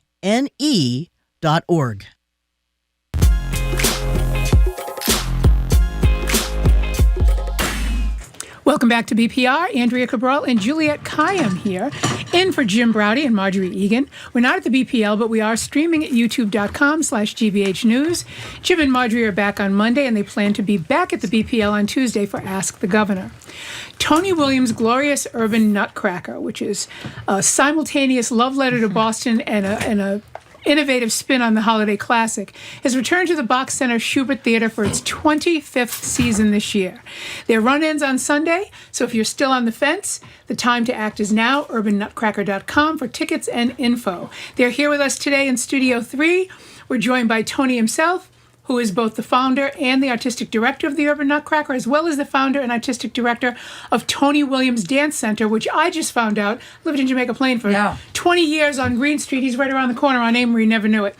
With him today is Peter Guioza, a dancer with the legendary ballet troupe known as Les Ballets Trocadero de Monte Carlo, or easy to just pronounce for most of us, the Trocs. They are legendary. He's part of the special LGBTQ inclusive version of the show that is happening tonight. Tony and Peter, welcome. Wow. Thank you. Tony, I want to thank you. Actually, I raised 3 kids in Boston. I could have never gotten them to appreciate dance. It just wasn't in their genetic, I don't know, it was bad parenting. And then we heard about the Urban Nutcracker. And I thought, let me try this. In a way that I think the more traditional ballet did not, and got them to sit and hear this story and see beautiful dancers. And I guess my simple question is do you have a sense after this 25 years of its impact in terms of the bloodstream of Boston? Sure. The bloodstream of Boston, when I started in the 60s, was pretty much most folks of color were not in the ballet world. And that's how I was raised. And being a person of color and not really knowing my, being half black and half white, it's like, who am I? Am I black? Am I white? And it's like, was so confused. Then when I got in the dance world, it was like, oh, everyone's white, so you become white in your mind. And then as I and when I retired, I said, what should I do? I need to dance, and I can't dance anymore. So I'll teach and I'll put on shows. And I thought, boy, I don't want to do what I've been doing. Things are changing in Boston. I was around during the busing in the 70s, and I was not aware of it then. But I just thought it would be good to have something that really embraced all of Boston. And I had a hip hop teacher and a tap teacher in my first school, and they attracted 17 boys out of the class of 65 kids my first year. And I said, hey, I should put on a show. Let's do the Nutcracker. And I said, I can't do the traditional Nutcracker because it's just not embracing and inclusive. And I said, hey, how can I use Ricardo and Khalid, my teachers that attracted boys in dance? And so I said, I'll put on the Nutcracker and let's try that. And I didn't really know what I was doing, but I was sort of evolving mentally, or just saying, hey, this show is emblematic, and it expresses my doubts as a young boy, identity, that, I want to do something that could help a boy like me. And so that's, and then I see now, if you see the show last night, it is so diverse but it's so diverse with a lot of talent. Yeah. And music and styles of dance. And so really accessibility is sort of the watchword for the Urban Nutcracker. It's literally anyone can go there and find something of themselves in the show. So my question to you is, how do you manage to keep that so fresh? In the 25th season, you're still getting the crowds. They're still packing them in. What little changes do you make, or landmark changes do you make to keep it fresh? We've done autism-friendly shows. We did our first LGBTQ show in 2012. During the Ukrainian crisis, we did a Ukrainian Nutcracker instead of the Russian Nutcracker. This year, we have a flamenco Nutcracker dance with a star from Spain, and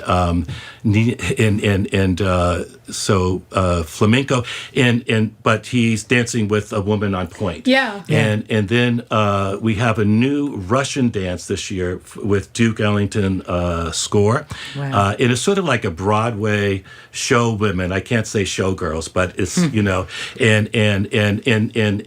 we have two guys, and it's just really a lot of fun. So every year we try to do something different. We did Make Way for Ducklings 4 or 5 years ago. We don't call it that, and it's my version. And I find out it's the most popular of all the dances that we do in the Nutcracker. All the kids love Make Way for Ducklings. Peter, tell us about your Urban Nutcracker story. How many years have you been involved? Is this it? And you're who are you as a dancer?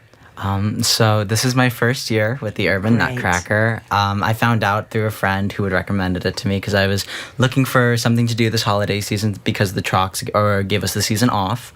So I was recommended Urban and Tony Williams by my friend, and I reached out, and that's how I got here. And as for me as a dancer, I started when I was 4 or 5 years old. The way I got into it was my mother had a VHS tape of George Balanchine's The Nutcracker from 1993, starring Macaulay Culkin. Oh yes, I remember that too. So my mom would put that on during the holiday season. And eventually it got to the point where I'd be asking for it on like any time of the year, and I would ask her to put it on, and I'd get in front of the TV and start dancing around. So my mom ended up putting me in ballet classes in our local dance studio right near the school. And ever since then, it's just all I've loved. It's my number one thing. What is it about dance, and maybe ballet in particular, that pulls you? And then also, what led you to the Trox? Because they are within the world of ballet, they are a unique group.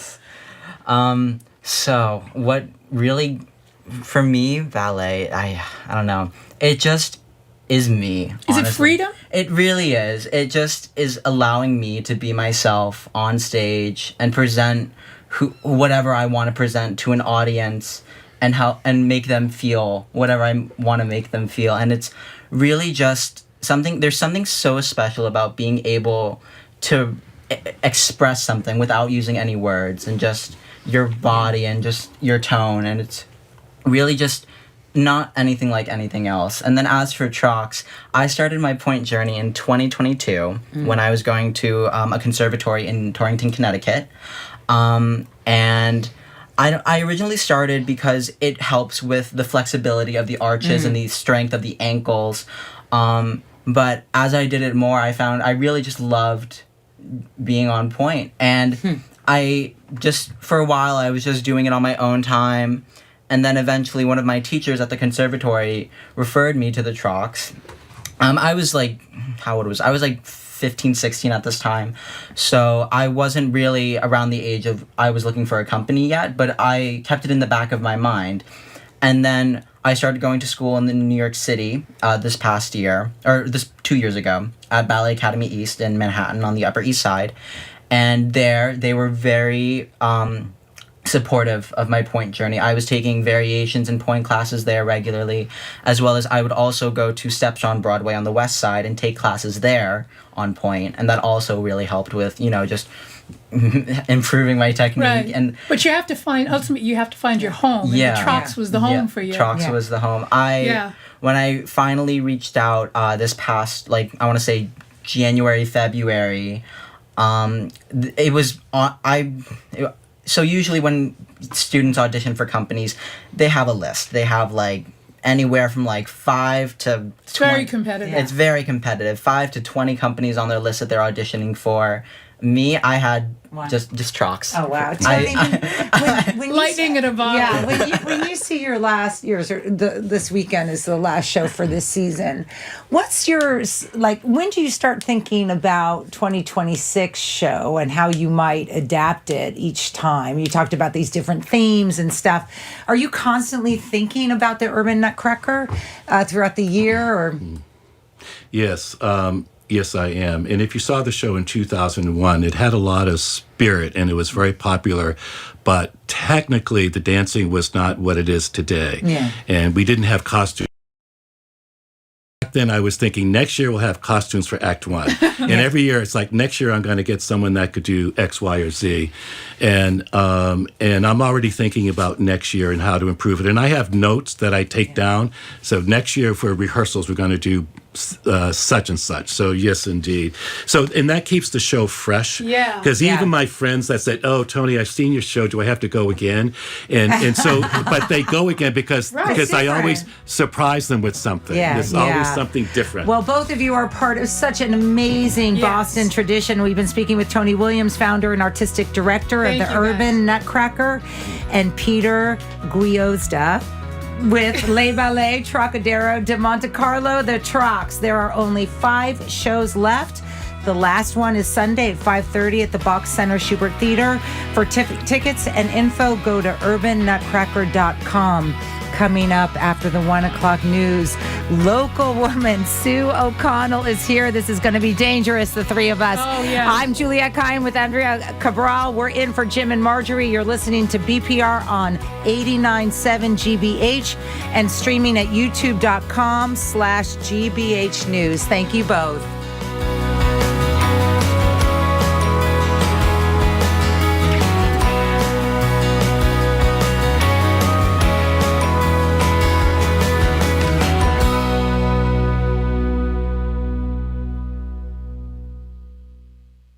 Thank you to everyone who gave during our recent membership drive. If you missed your chance to make a contribution during the drive, you still can. It's easy to do online at gbhnews.org. That's gbhnews.org. Support for GBH comes from you. And the Boston Globe Foundation. Globe Santa has been delivering holiday gifts to children in need for 70 years because joy is a gift that every child deserves. Learn more at globesanta.org. And Cambridge School of Culinary Arts in Porter Square, offering private cooking events for your next team building activity, family reunion, birthday party, or night out. You can learn more at cambridgeculinary.com. You're listening to 89.7 WGBH HD1 Boston. Online at gbhnews.org. GBH News. What matters to you? Live from NPR News, I'm Janine Herbst. President Trump is set to speak in Rocky Mount, North Carolina tonight. He's working to overcome voters' gloomy views of the U.S. economy. From the North Carolina newsroom, Adam Wagner has more. Rocky Mount is the largest city in North Carolina's newly redrawn 1st Congressional District. There will be a 5-way Republican primary there, with the party seeking to defeat 2-term Democrat Don Davis, even as the state's Republican-controlled legislature redrew the district to give the GOP an advantage. Jonathan Sutton owns a barbershop near the venue where Trump will speak. Sutton, a Democrat, says he's noticed a decidedly negative sentiment among friends and clients. Just dealing with people, people kind of just sad and don't know what's going on, not sure their future. An NPR PBS Marist poll found that only 36% of Americans approve of Trump's handling of the economy. For NPR News, I'm Adam Wagner in Rocky Mount, North Carolina. The investigation into the motive in the shooting at Brown University that left 2 people dead and several other injured continues. The suspect, 48-year-old Claudio Valente, was found dead in a storage unit in New Hampshire last night. Authorities say he took his own life, and they believe he acted alone. He's also suspected of shooting and killing an MIT professor in Massachusetts. Valente was a former Brown student and a Portuguese national. There's relief in Ukraine after the EU approved loaning the country more than $100 billion over the next 2 years. NPR's Joanna Kakissis reports the loan is backed by the EU's own budget instead of frozen Russian central bank assets. EU leaders failed to agree on using these immobilized Russian assets as collateral for a loan to Ukraine, fearing legal retribution from the Kremlin. Though the loan backed by the EU budget could be more costly, European leaders celebrated it as a win. So did Ukrainian President Volodymyr Zelensky, who says it shows Russia that Kyiv has strong support from its allies. The loan will cover 2/3 of Ukraine's financial and military needs over the next 2 years. Without the loan, Zelensky had warned that Ukraine would have to drastically cut its domestic drone production, leaving the country more vulnerable to Russian attacks. Joanna Kakissis, NPR News, Kyiv. Federal transportation investigators are combing through the wreckage of a business jet that crashed yesterday in North Carolina, killing all 7 people on board, including retired NASCAR driver Greg Biffle and his family. The Cessna C-550 burst into flames when it hit the ground. Authorities say it left Statesville Regional Airport, about 45 miles from Charlotte, but crashed when it was trying to return and land. It's not clear if Biffle was piloting the plane at the time it went down. There's no word on the cause of the crash. You're listening to NPR News from Washington. Good afternoon from the GBH newsroom in Boston. I'm Craig Lamoltz. Local politicians and advocates in the transgender community are condemning the Trump administration for a series of regulatory actions designed to block access to gender-affirming care for minors and criminalize health providers who give that care. Moves unveiled Thursday by the U.S. Department of Health and Human Services restrict the use of puberty blockers, hormone therapy, and surgical interventions for transgender children. They also moved to cut off federal Medicaid and Medicare funding from hospitals that provide gender-affirming care. Local trans advocate Chastity Bowick says this is another attack on the transgender and non-binary community that will put lives at risk. We need to stand firm, stand tall, and ensure our youth that we will not stop fighting until we continue to take back everything that is taken from us and everything that we already deserve that we don't have. Massachusetts has a higher rate of people identifying as transgender or non-binary than the national average, according to estimates from the Williams Institute. Senator Ed Markey is introducing new legislation meant to bolster protections for immigrants who've gone through the naturalization process and are waiting to be sworn in as U.S. citizens. Markey is pushing the bill after several legal permanent residents were about to take the citizenship oath at Faneuil Hall this month and were pulled from the ceremony by federal agents. My Naturalization and Oath Ceremony Protection Act ensures that those who earn the right to this meaningful ceremony cannot have it arbitrarily taken away from them. Markey's bill would prohibit broad brush exclusions based on nationality and will require the federal government to justify the delay or cancellation of oath ceremonies in advance. This is GBH. Support for NPR comes from NPR stations. Other contributors include Progressive Insurance, where drivers can compare direct rates using Progressive's rate comparison tool. Customers can see options and rates side by side. More at progressive.com or 1-800-PROGRESSIVE.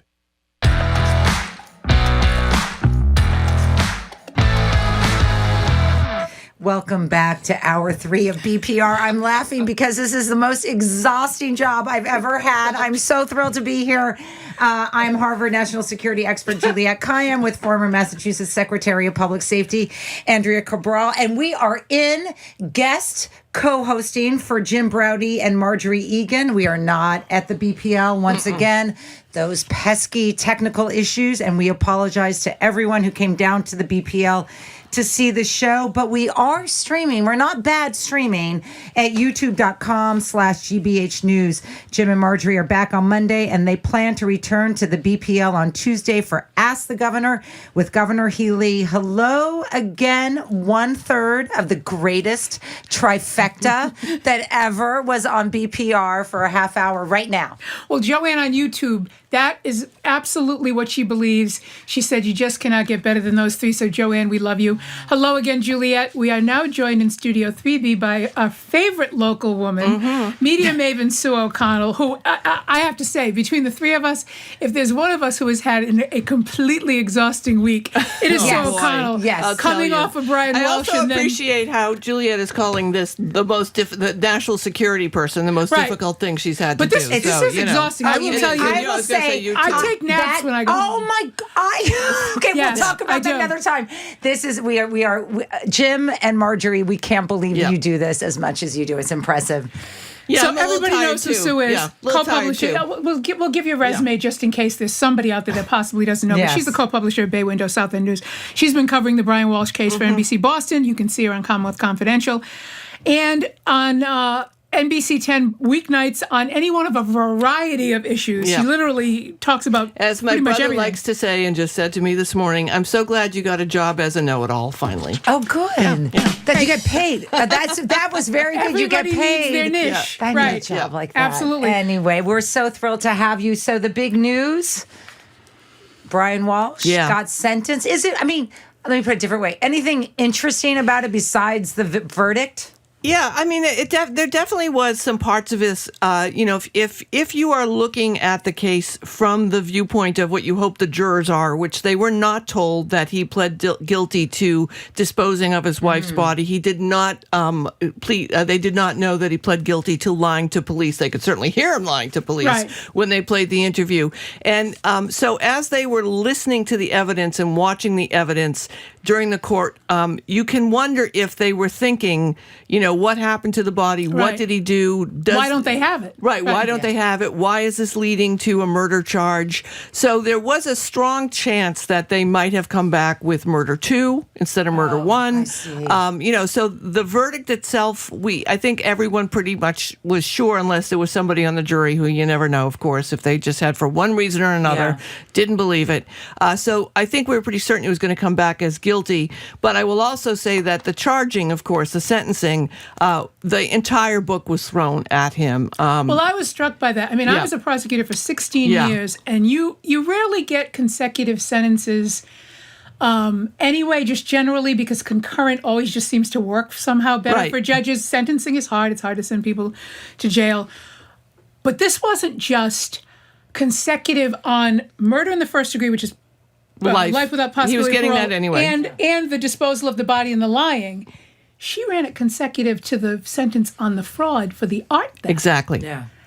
What happened in the courtroom when she said? Well, I wasn't in the courtroom for the sentencing, but watching Judge Vernier give this. I mean, remember, I know you guys know this, but while the jury may not have known the totality of Brian Walsh's crimes over the past 15 years, she did, right? Yes. And the idea that if you're going to sentence someone for what they did, and hopefully to deter somebody else from doing this or to punish them appropriately, he was guilty on art fraud, $500,000 art fraud. He had ripped his dad off of $700,000 in a prior fraud case. This was someone who had spent a life lying and deceiving people. And I think, we darkly joked about this at the courthouse. Yeah. It's one thing to sit and watch somebody on trial for murdering their spouse, murdering another person, the domestic violence of it, the horror of it, the violence of it.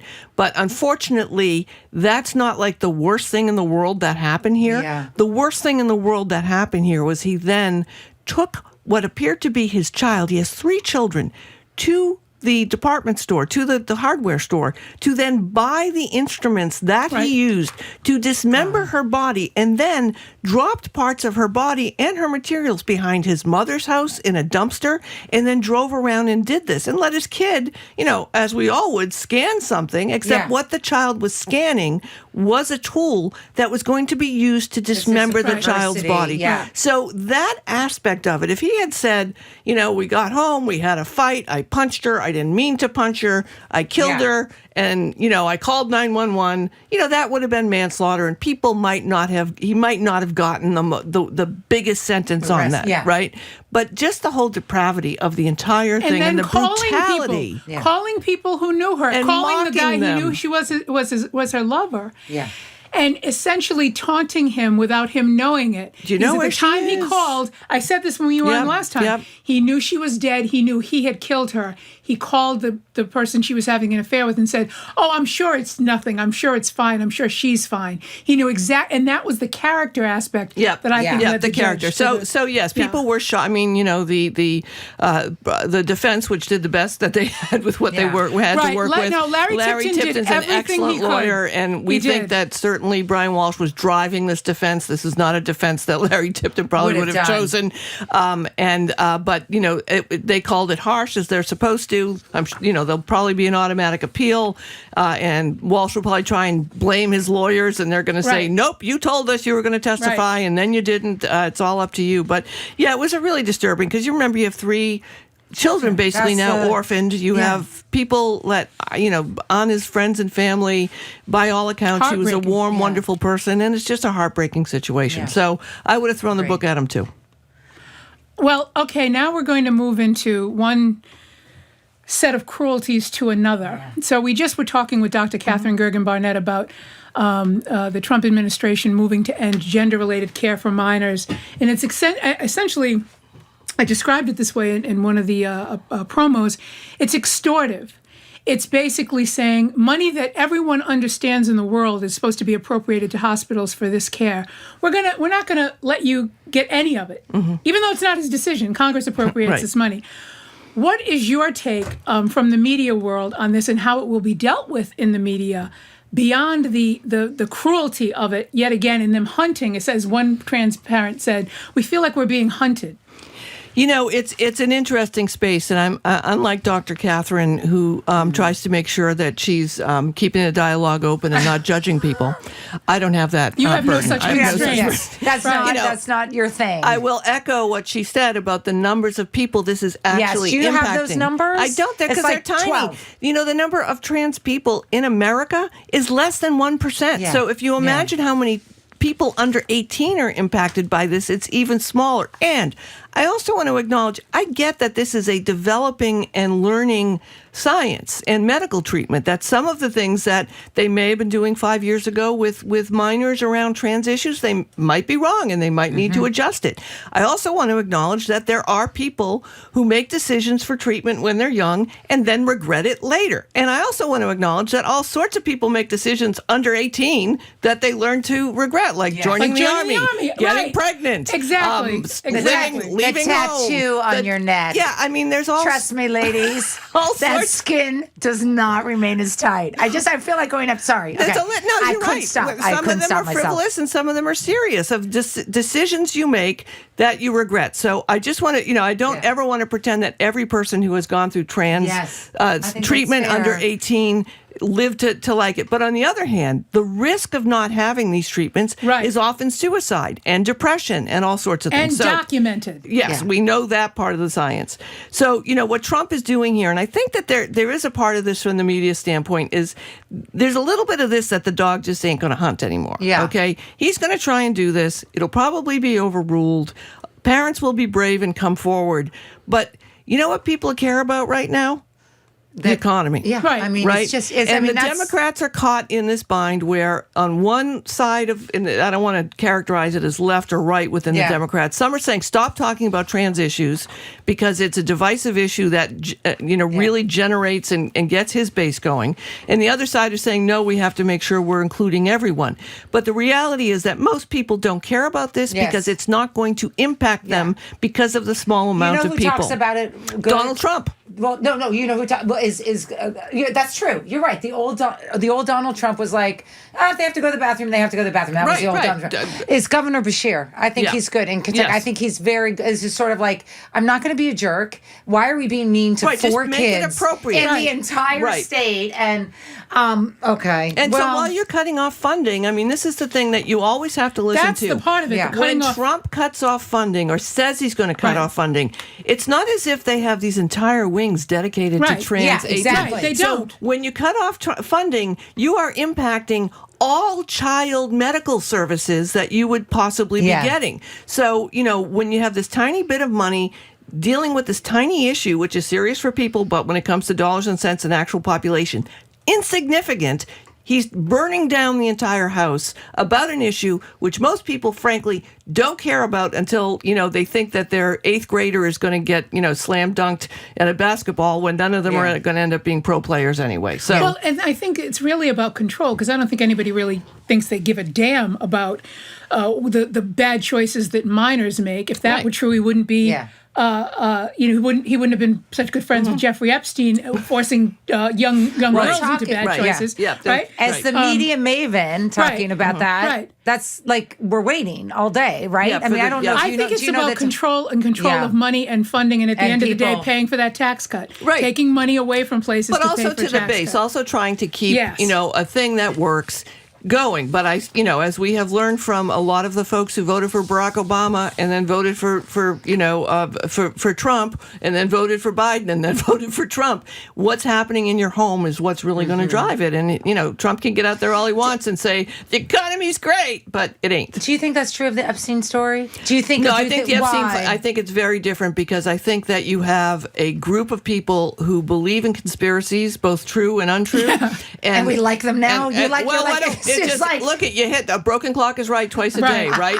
And here you have something that the pedophilia part of it and all of that, and Trump saying that only he alone can fix it, and if he gets in there, you're going to get it. And now he's doing exactly, and I got to be clear, I don't really think there's anything in the Epstein files that's personally going to impact Trump. I think there really? might be. I do. I think I have a theory which I can't talk about, which I'll tell you off the air. Well, but that's like I know. Well, then when we vet it, now you'll make people tune back into GBH and keep paying attention. And then you'll say I was right all along, but and no you one. Two are my witnesses. That's see what how it it's is. going. But I think that this part of it is just it's all built up, and he's made a big thing out of it now, and now he's behind the snowball, and But I think this is going to the Epstein files hurt him and the economy.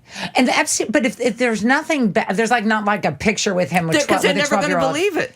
They're never going to believe he's not holding anything back at this point. That's the point. Yeah. So I actually think, and I disagree with you. I actually do think that there may be something. I think there's been I'm going to change your mind off the air. Okay, there's been documentation in terms of the stories that have been written over the years about him, and this goes back to the 80s. Epstein is part of it. I think there are others that he had, friendships with for a variety of different reasons, but it's always around the access to women, whether it was the Miss Junior USA or Miss America, Young Junior, whatever it was, that he bought the pageant so that he could walk in on them when they were changing their clothes. That's always been part of his life and exercising control through sexual aggression with young women. I thought that, and I think there's more there with Epstein. The sort of jaw-dropping, I can't believe my jaw still drops here, but the jaw-dropping aspect of a comprehensive story yesterday in the New York Times, which I actually thought I didn't really want to read because I was I feel like I had 4 attempts to get through. I feel like I know everything. Is this crazy scene when you actually think about it? Marla Maples, the wife number 2.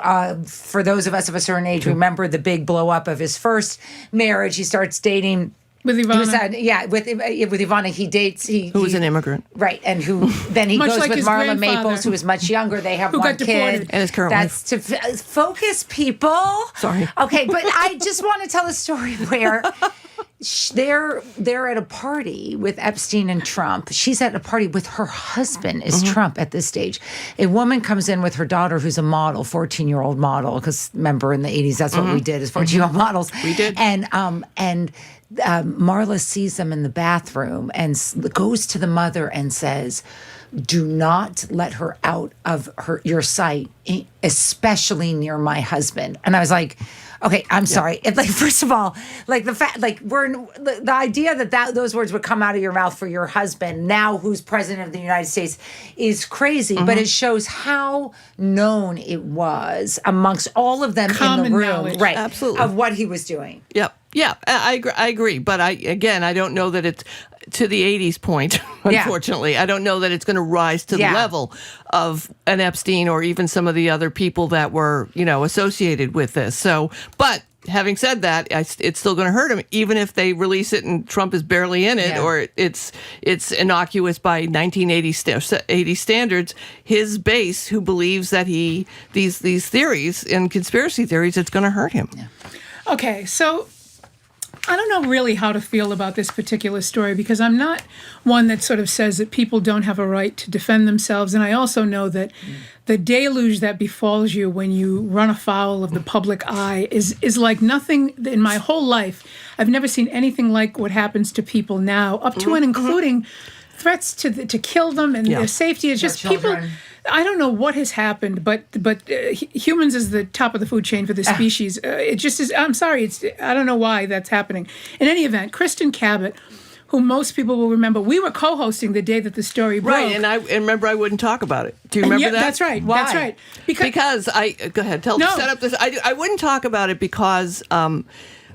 Partially because I've stopped talking about these pile-on stories until you get more information, right? And at the time it was fresh, right? And that changed for me with the issue 5 years ago with the teen and the Native American in Washington, D.C. with the MAGA hat on. It ended up being a lawsuit, and people said that the teenager was harassing this. All we had was a picture. We didn't have any, and I was raised by police officers. Yeah. So when you come home and say, the teacher yelled at me, what do they say? What were you doing just before? What were you doing just before? So I didn't jump to a conclusion that this snarky kid was being snarky at this Native American, that he could just be snarky and he could just be wearing a MAGA hat because he's a teenager. And that taught me a lesson. And to your point about, this Coldplay situation and all the cameras, when this used to happen, it became a rumor because we didn't all have a broadcast outlet. So if I saw Juliette Kayyem doing something out and I didn't have a camera, I might tell you and then you tell somebody else. And then it's a rumor, right? Which is also harmful, but there's no evidence. It's not leading the news. And I had a situation over the weekend with a member of my entourage who lost their you-know-what on the top of Newberry Street because they almost got hit by an old lady in a car and totally, lost it. And I said, get in the car because there are cameras everywhere. Right. And I don't want you to become a meme. I don't want you to become, look at this, right? Even though we've all lost that, for years and years. So, this person, Kristen Cabot, is she did this interview with the New York Times. She's another local woman here. Talking about that hug, talking about that moment at the concert and what it did to her life to wake up, 2 days later and find out that she was a meme. Do you guys have the audio available, the clip available? I know we're going to use it in the next segment. Of Chris Martin. Of Chris Martin. Great. This is the Coldplay famous concert of the year. Look at these two. All right, come on. You're okay? What? Either they're having an affair or they're just very shy. What are you going to do? I mean, listen, she says that we just hadn't kissed, or they, that was the first time. She was separating. Her husband was at the concert, and the challenge here, of course, is that they were co-workers. She was the HR person, and he was the CEO. Listen, love is love. Sometimes things happen, but at the same point, we all have to remember we are in public, right? And you can't stop the shaming. I think it's built into us. Yeah. Of course, she got shamed more than he got shamed because she's a woman, and that's how it works. Well, Olivia Newsy, Ryan Lizza, sort of same thing, I think right? The affair over RFK Jr. RFK gets a pass. We just couldn't stop watching and reading and all that stuff. I actually subscribed to Liz's. I hope you expensed it to the company.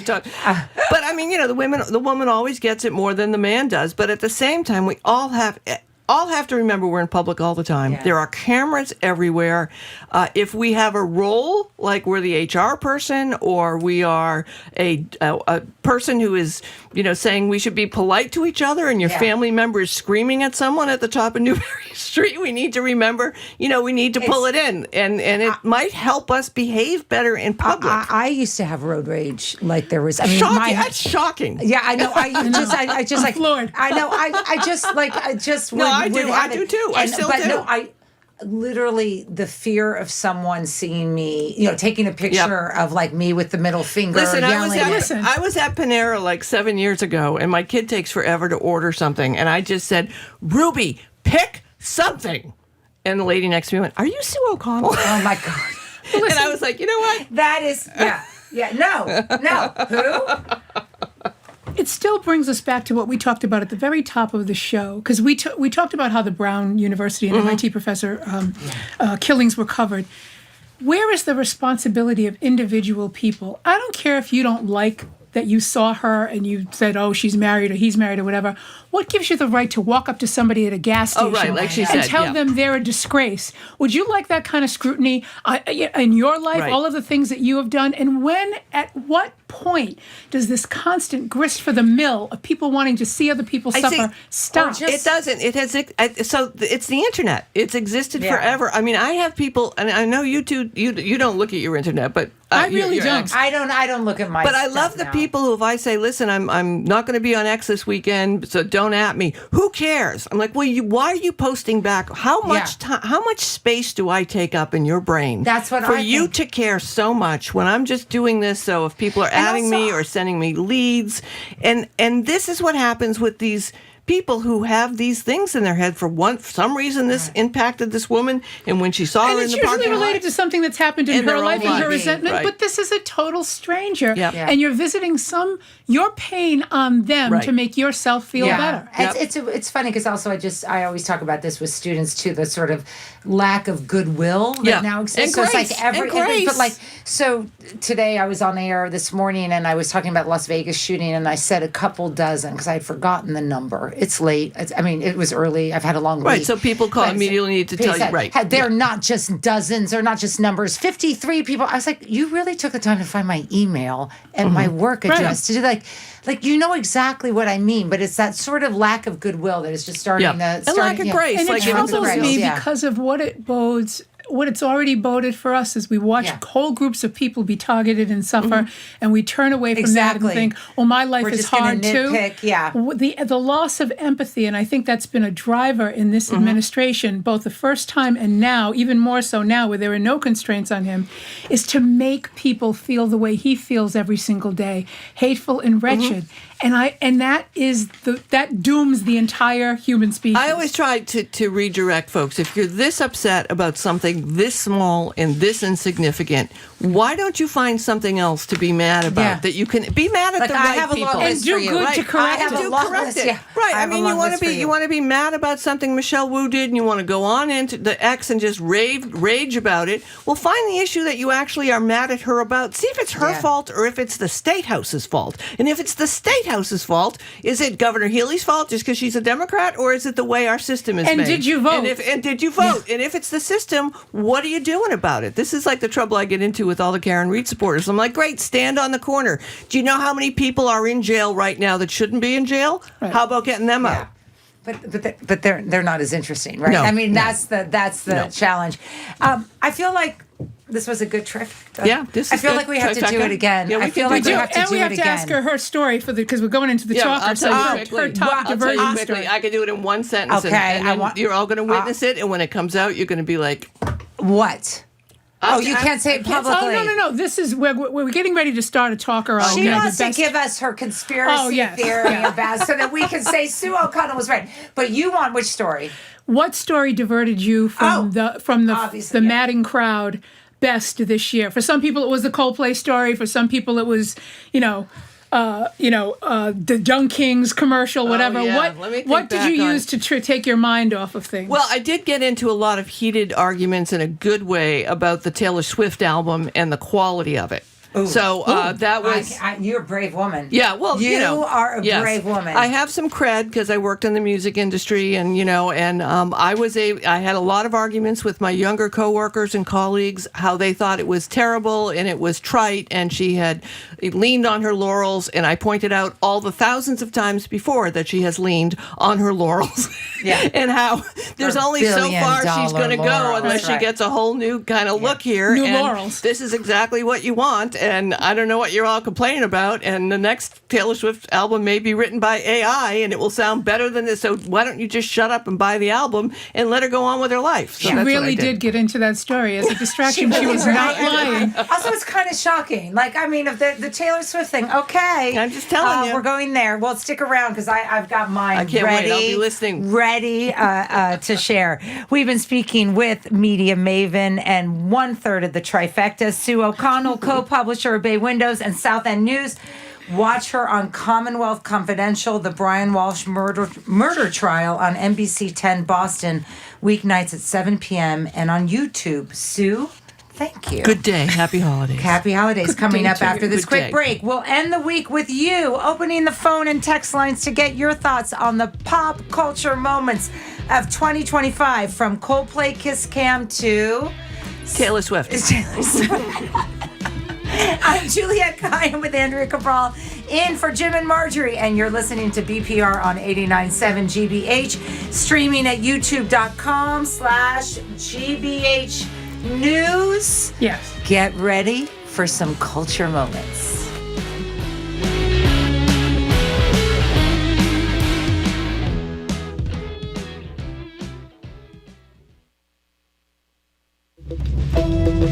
The suspect in both the shootings at Brown University and the murder of an MIT professor in his home in Brookline is dead.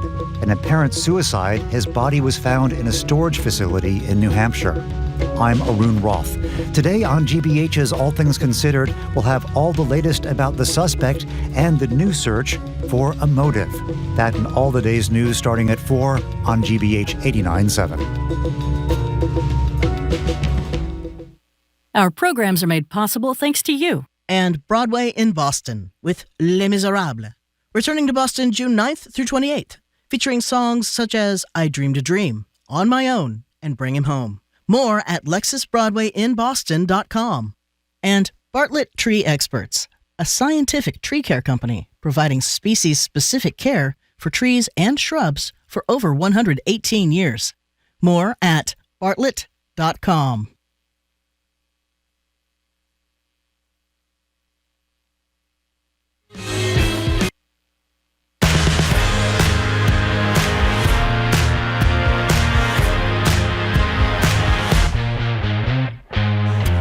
Welcome back to BPR. Andrea Cabral and Juliette Kayan are in today for Jim Braude and Marjorie Egan. We're not at the BPL, as we've told you. Once again, there were technical issues, and we apologize to anyone who came down to see the show, but we are streaming at youtube.com/GBH News. Jim and Marjorie are back on Monday. They plan to return to the BPL on Tuesday for Ask the Governor with Maura Healey. Hello again, Juliette. Hello. After we spent the first hour of the show talking about the dangers of disinformation online, we're going out on the light side of the internet, in theory anyway, getting your thoughts on the pop culture moments of 2025. Why are we so obsessed with the internet's main character? Every day we get a new scandal to obsess over, we nitpick over the details.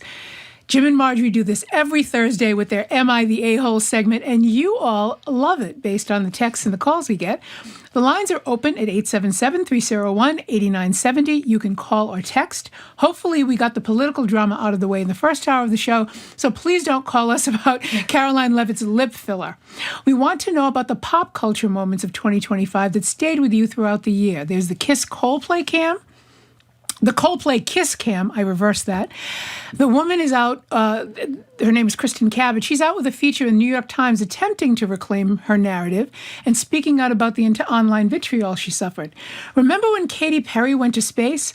Well, now she's dating former Canadian PM Justin Trudeau. Or what about Jordan Hudson and Bill Belichick? Yeah, I do have some thoughts on that one. Or Marjorie Egan thinking Paul Weiss was an actual guy instead of an entire law firm. What pop culture stories broke through all the internet slop, provided you with an excellent diversion from all of the things that are giving us anxiety these days, and now live rent-free in your brain? 877-301-8970. Call or text. Come on, people, don't be shy. We need a good list. What's yours? Well, What's yours? You do yours first, because yours is pretty good. I have to admit, I find the Justin Trudeau Katy Perry thing, I can't get enough of it. Women have a thing for Justin Trudeau. But I'm not particularly interested in either of them separately, but like, if you said what two people who are famous for different reasons, if they got together, would seem both so right and so wrong. I don't know if I would have conceived of this relationship. As many people know, Katy Perry ended her long-term, maybe she was married to... Russell Brand? No, that was a while ago. Orlando Bloom. Orlando Bloom. Excellent work, Orlando Bloom. And Justin Trudeau had a while he was prime minister, got separated and or divorced, and they just ended up together. And sometimes I just think, like, with super famous people, like, how do they find themselves in the same room? He probably went to a concert. Yeah, or just something. Maybe he did, but like something about like there's just like these rooms where random people are like, you know, in rooms and they meet each other.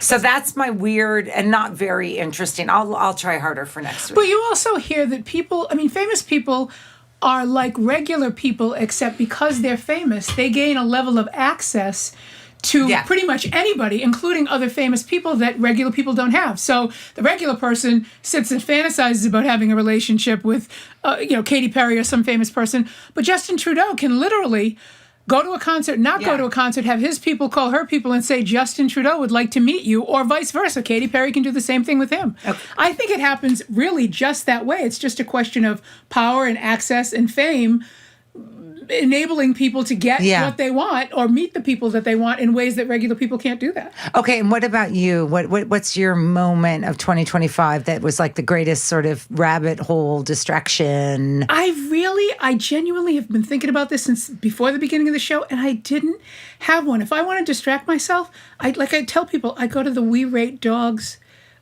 social media account, and I watch all of the things that people put on there about their dogs, and I get a daily dog email, and they're always. Yes, you can get a daily email. I have their merch. I have Tell Your Dog Say I That is going to be my 2026 goal. That is fantastic, and it calms me down. Right.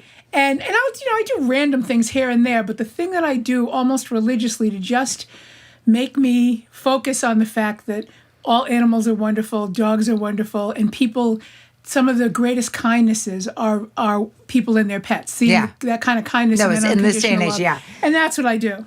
So it wasn't, I take it, then Parker Posey as Victoria Ratliff in season 3 of White Lotus. Although That was a very top entertained. one. Yeah, we gotta send it to our folks.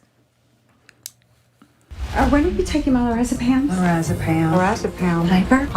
Who did you meet with a boat? No. Now we're very close. I'm on vacation with my family. Tsunami. We flew over the North Pole.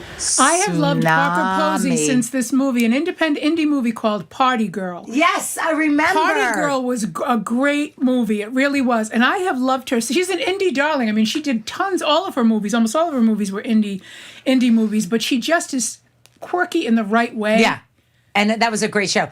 Okay, someone, anonymous texter, is saying that their favorite moment is a Katy Perry moment when it's so true. She kissed the ground after going up in space, but everyone now knows that like when they went up in space, I'm not minimizing it, but it wasn't really space. It was just like a rocket that went really high. Anyway, she kissed the ground like she had been away for a year, like a real astronaut. She was Gilligan coming back. But this is why we like Katy Perry and Justin Trudeau. We can't make sense of it. Another favorite, of course, was the Dunkings. Right. The Dunkings come on, were that's a Boston favorite. Yep. Here's a clip from the February Dunkings commercial starring Ben and Casey Affleck. They try to recruit a new Dunkings member. Everybody knows Succession's Jeremy Strong, who's a method actor. Here they find him soaking in a vat of coffee beans, trying to prepare for the role. Will you doing in there? We're doing a Dunkin' Donuts commercial, right? Right. I'm just trying to find the character. Acting 101, who, what, when, where, how. So I'm just trying to talk to the beans, immerse myself in the beans. You hear anything from the beans? I think I found a way in. Okay, so, oh my God. This is Boston. You're from Boston, I'm from Boston. Duncan is Boston. Boston is Paul Revere. 1 if by land, 2 if by sea. Redcoats are coming. You should have paid for Matt. I told you. Very true, very true. Susan in Providence, one of my favorite cities. Hi, I just wanted to say that this year was the year of Benito for me, a.k.a. Bad Bunny. Oh, Bad Bunny. He is hot. He is super talented. He's bilingual. And he's going to the Super Bowl. Going to the Super Bowl. Everything. Yeah, the right year. wingers tried to make this a thing because they didn't know who they were. They didn't know how popular he was, and no one was going to join that anti-Bad Bunny caravan that got started when the Super Bowl announced he'd be halftime. He beat Taylor Swift on Spotify, most listened to. Yeah, most downloaded rather. We don't disagree with you. Yes, I think it made it all the sweeter for me that it made so many right-wingers upset that he was going to the Super Bowl. I just think, he's amazing. Yeah. And Susan, he did a really good job. When Pedro Pascal was hosting Saturday Night Live, he's got a good sense of humor and a good sense of timing, not a bad actor. He did a couple of skits with him that were pretty good.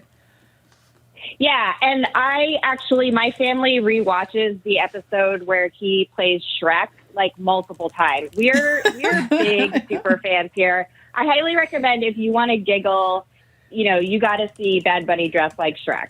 Okay, thanks for the call, Thank Susan. you so much. An anonymous texter, I shouldn't edit because we're free speech and we're a radio station, says their favorite pop moment was Mayor Wu in front of Congress on Ash Wednesday. I'm not allowing this. It was a great political moment, but we need people to sort of go deeper into the gutter. We really want your stupid, frivolous. I'm not going to, say like the pretentious people will, eyeball roll you for this. But come on, all of us need our distractions. But thank you for appreciating Mayor Wu's testimony. Another one of our texters said Taylor Swift's engagement. Now, I know that people were absolutely obsessed with it, though. And talk about a distraction. I mean, every element of it was scrutinized over and over again. And then because she had been going to the games and they were seen out together, it really did become a pop culture phenomenon. I mean, people just... The amount of time and space it took up on the internet was kind of amazing. So, do we know when the wedding is? Is it this coming summer? I was so baffled by everybody being so, involved in it. I paid absolutely, virtually no attention to it. Right, yeah. I have no idea when they're getting married. I have this feeling that you will have to go up in space with Katy Perry to ignore it in the days and weeks leading up to that wedding. No, even then they'll be saying, hey, we can see the Taylor Swift wedding from space. I know, that is so true. Okay, another anonymous texter. I like this one. Beyonce winning the Best Country Album of the Year at the Grammys and being so surprised was her favorite meme of the year. That is true, and you can see it online. This was a great moment that got, again, like Bad Bunny, got a lot of controversy, but anyone who knows Beyonce's country music knows how good it is, and it was probably ought to have been the winner this year. Well, we're told by our crew, Travis Kelce is set to marry Taylor Swift in the Watch Hill neighborhood of Westerly, Rhode Island on Saturday, June 13th, 2026. I'm busy. I'm so sorry. I can't make it. So we're going to go to Amelia, who's one of our callers, who's calling from Rhode Island. Oh, first, come on! You know Amelia's going to the wedding. So, Amelia, I'm assuming you're going. Oh, yeah. I mean, will you ladies come out and shop with me? I know. Amelia, just put your place for rent. I'm sort of curious if you're near Westerly, how much it would go through for and all even the if you're not, because Rhode Island is so small, you can get anywhere basically in 20 minutes. So you might want to rent out your place, Amelia. Oh, that's a great idea. Thank you. We said June 13th. So, okay, I'm putting it on Airbnb right now. And everyone should come. I'm going to list it as like Taylor's beach house. All right, there you go. All right, so Amelia, what was your distraction? So this is first I'm going to say my distraction, and then I had a comment about like the Katy Perry, Justin Trudeau thing. I'm so glad you and do. It's so embarrassing that I love animals. I love, all that thing. But I have recently become a silky chicken owner. And She bought a silky chicken. Little birds. They're like these little fluffy They are birds. pretty. Yeah. And they're so damn cute. And I'm out in the rain right now dealing with them being wet. But I'll tell you what, when I sit in that stupid coop and I'm drying the birds with a hairdryer, because that's what you have to do with silkies, I'm just like, the world's on fire around me. They are adorable. That is cute. I know people.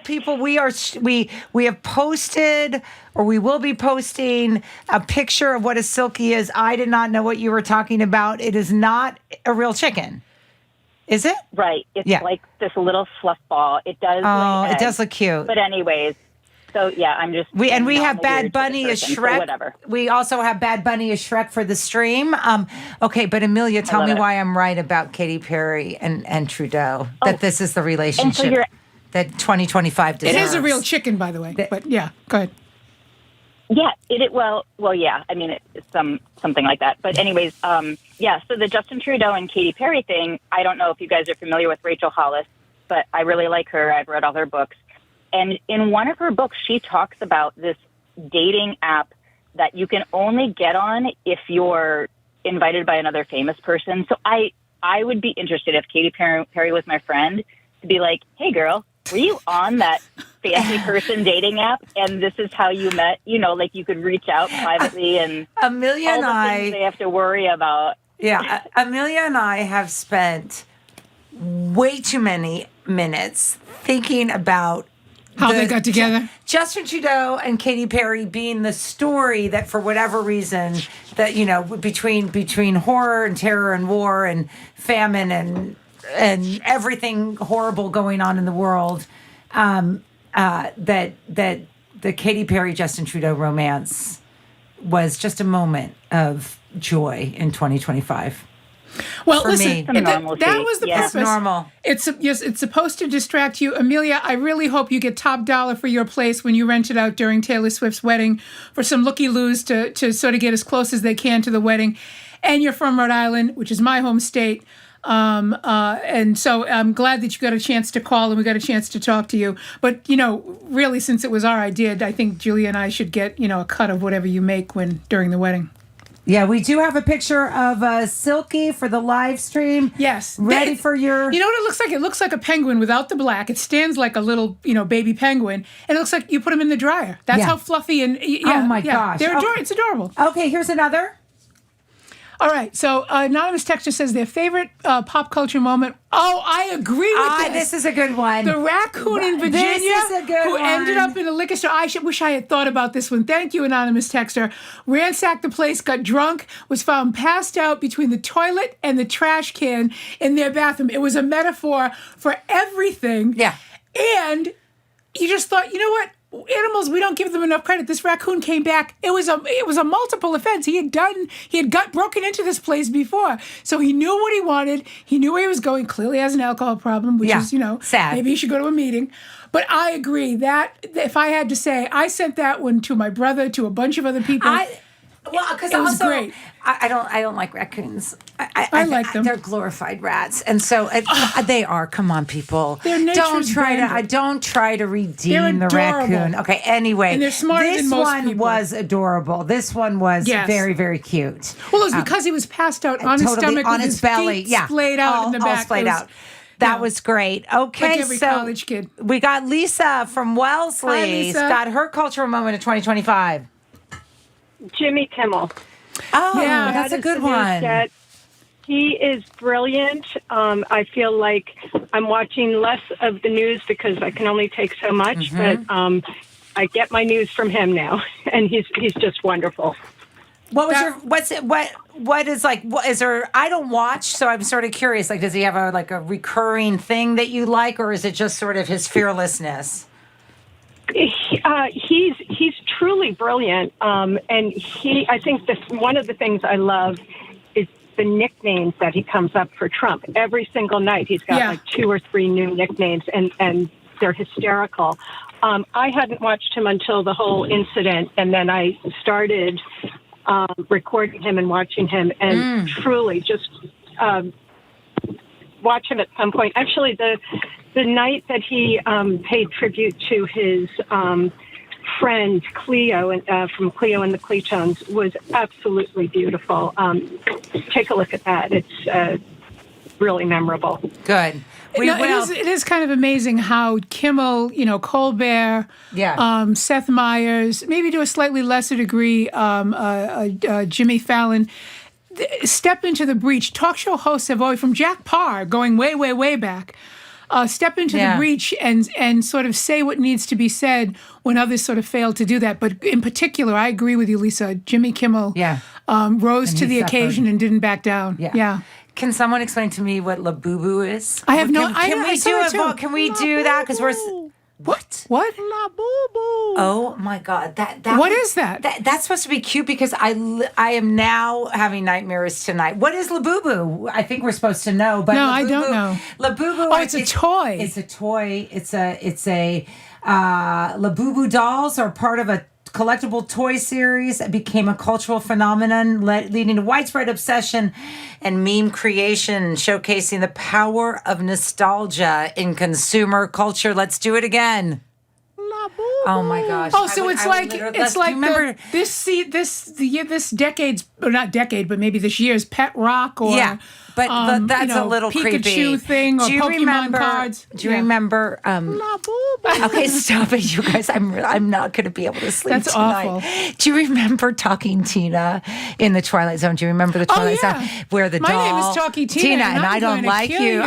So the stepfather is horrible. That was Telly Savalas. Telly Savalas I am played just the father telling in you, that. Labubu. There is a direct line between Talking Tina and Labubu. And every AI toy that's being created currently that will ultimately become self-aware and kill its owners. Yeah. Oh, Stacy, I like this one too. You guys are good. I like this one too. Stacy, talk to us. Hi. The moment that has sustained me through pop culture was Kieran Culkin winning his Oscar and using his acceptance speech as a commercial pitch for him and his wife Jazz to have another baby. Yeah, that's was right. good. That was really great. She said you can. I won't even think of having a fourth. I think it was unless you win an Oscar. Her thinking and him saying. This is how much faith she had in me, or something. They were very funny. But then calling her out on it on international TV. That was cute. Yes. I like him a lot. I mean, I've always liked him as an actor. I remember him in Igby Goes Down. He's really good. But I thought that was pretty good too, Stacey. Have a wonderful day, everyone. Thank you. You too. We Thank like you for all calling. of these.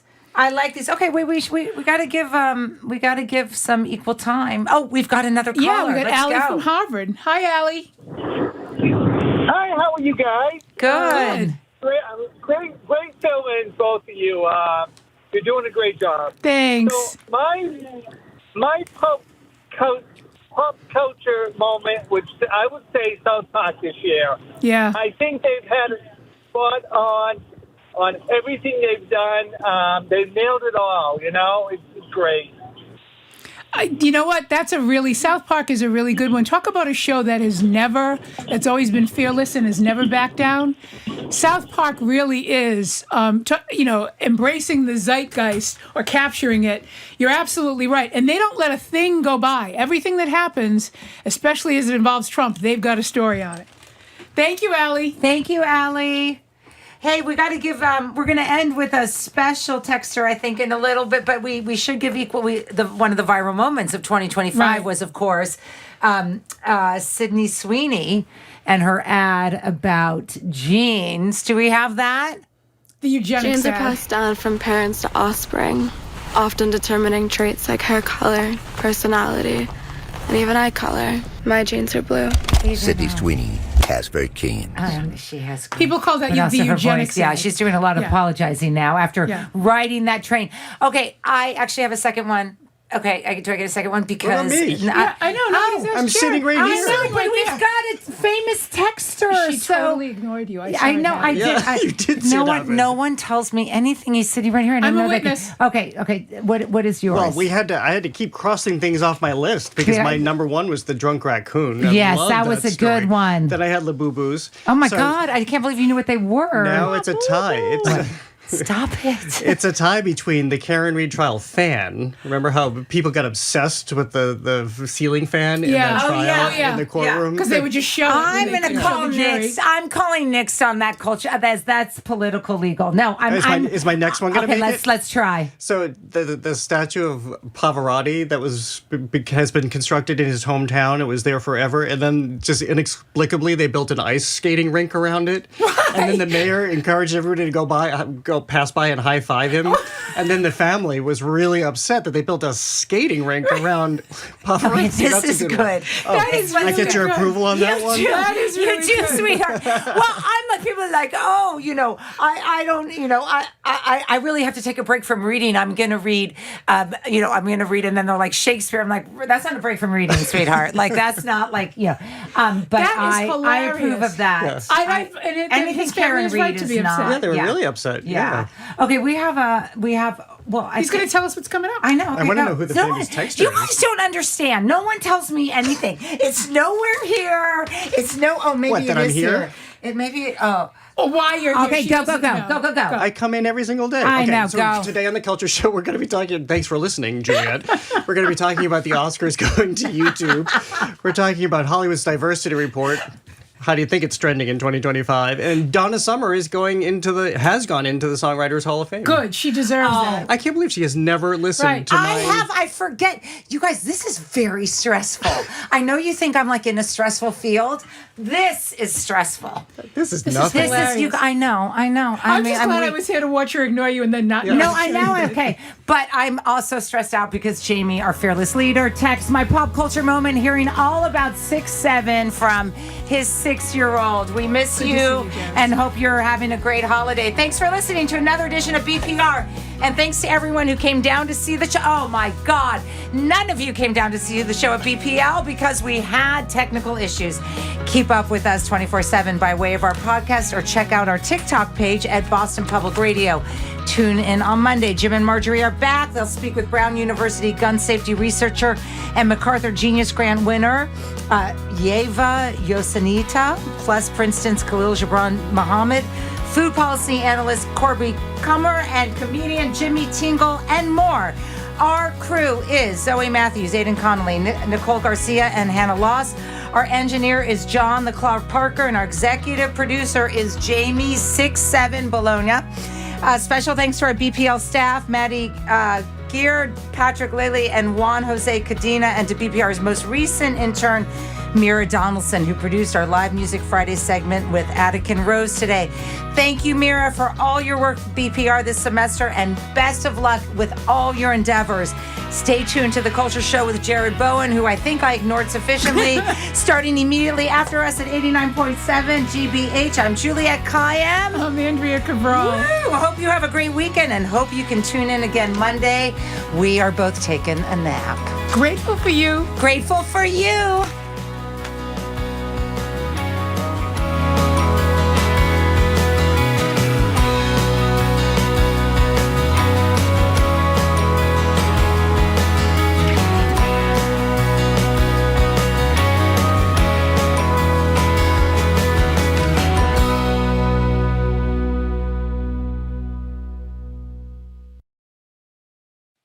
What's trending? What's interesting? What's going on around town? We're talking all things arts and culture on The Culture Show, next on GBH 89.7. Funding for our programs comes from you. And the University of Massachusetts Amherst. UMass, the state's flagship public research university, empowers students to be the future in the pursuit of progress for Massachusetts and beyond. More at umass.edu. Doc World showcases the inspiring story of a talented street dancer from Mumbai whose dreams clash with his working-class parents' expectations. Watch Call Me Dancer, Sunday at 6 on GBH2. You're listening to 89.7 WGBH HD1 Boston. Online at gbhnews.org. GBH News. What matters to you? Good afternoon. With the latest from the GBH Culture Show news desk, I'm Craig Lamolt. We got some fun shows coming up tonight. At the Paradise, it's the Street Dogs. You started as a wayward teen, joined every late-night drinking team. The band was formed by Dropkick Murphys' former frontman Mike McColgan.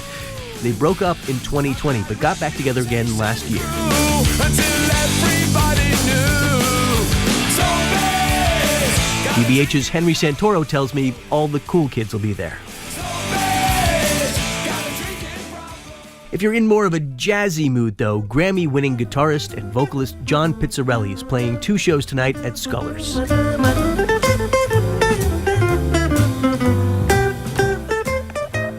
And we're down to just 4 days until Christmas Eve with Oedipus here on GBH 89.7. It's become an annual tradition for the legendary radio host to bring you Christmas music you've never heard before from all genres, including rock, hip-hop, classical, spoken word, and more. Like this one from Buffalo Tom's Bill Janovitz. Why don't you come back home from Christmas? The air is crisp and sweet.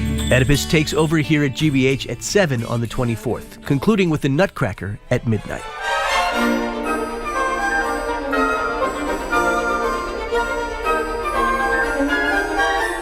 That's it for this edition of the GBH News Culture Cast. I'm Craig Lamolt. Coming up next, it's The Culture Show. I'm Jared Bowen. Coming up on our Arts and Culture Week in Review, the Oscars are cutting the cord. After nearly a century of radio and network television, Hollywood's biggest awards night is packing up its red carpet and moving to YouTube. What does it mean when the most old school of old school broadcasts becomes a native of the streaming era? Then Boston's own queen of disco, who worked hard for the fame and money, finally feels love. She's been posthumously inducted into the Songwriters Hall of Fame. We'll celebrate the church kid turned hot stuff hitmaker. Plus, we remember Rob Reiner, the Emmy Award-winning actor and director of When Harry Met Sally, The Princess Bride, and more.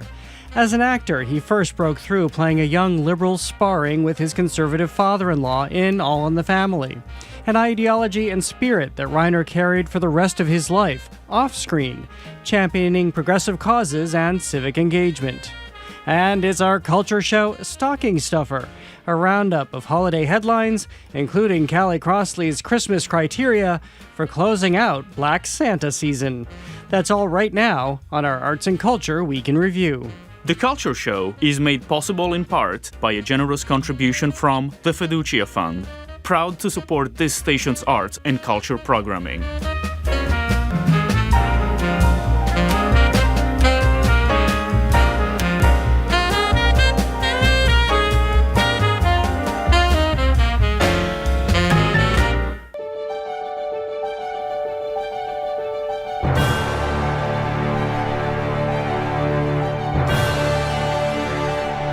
Welcome to The Culture Show on 89.7 GBH and streaming on the GBH News YouTube channel. I'm Jared Bowen. I'm Callie Crossley. And I'm Edgar B. Herwick III.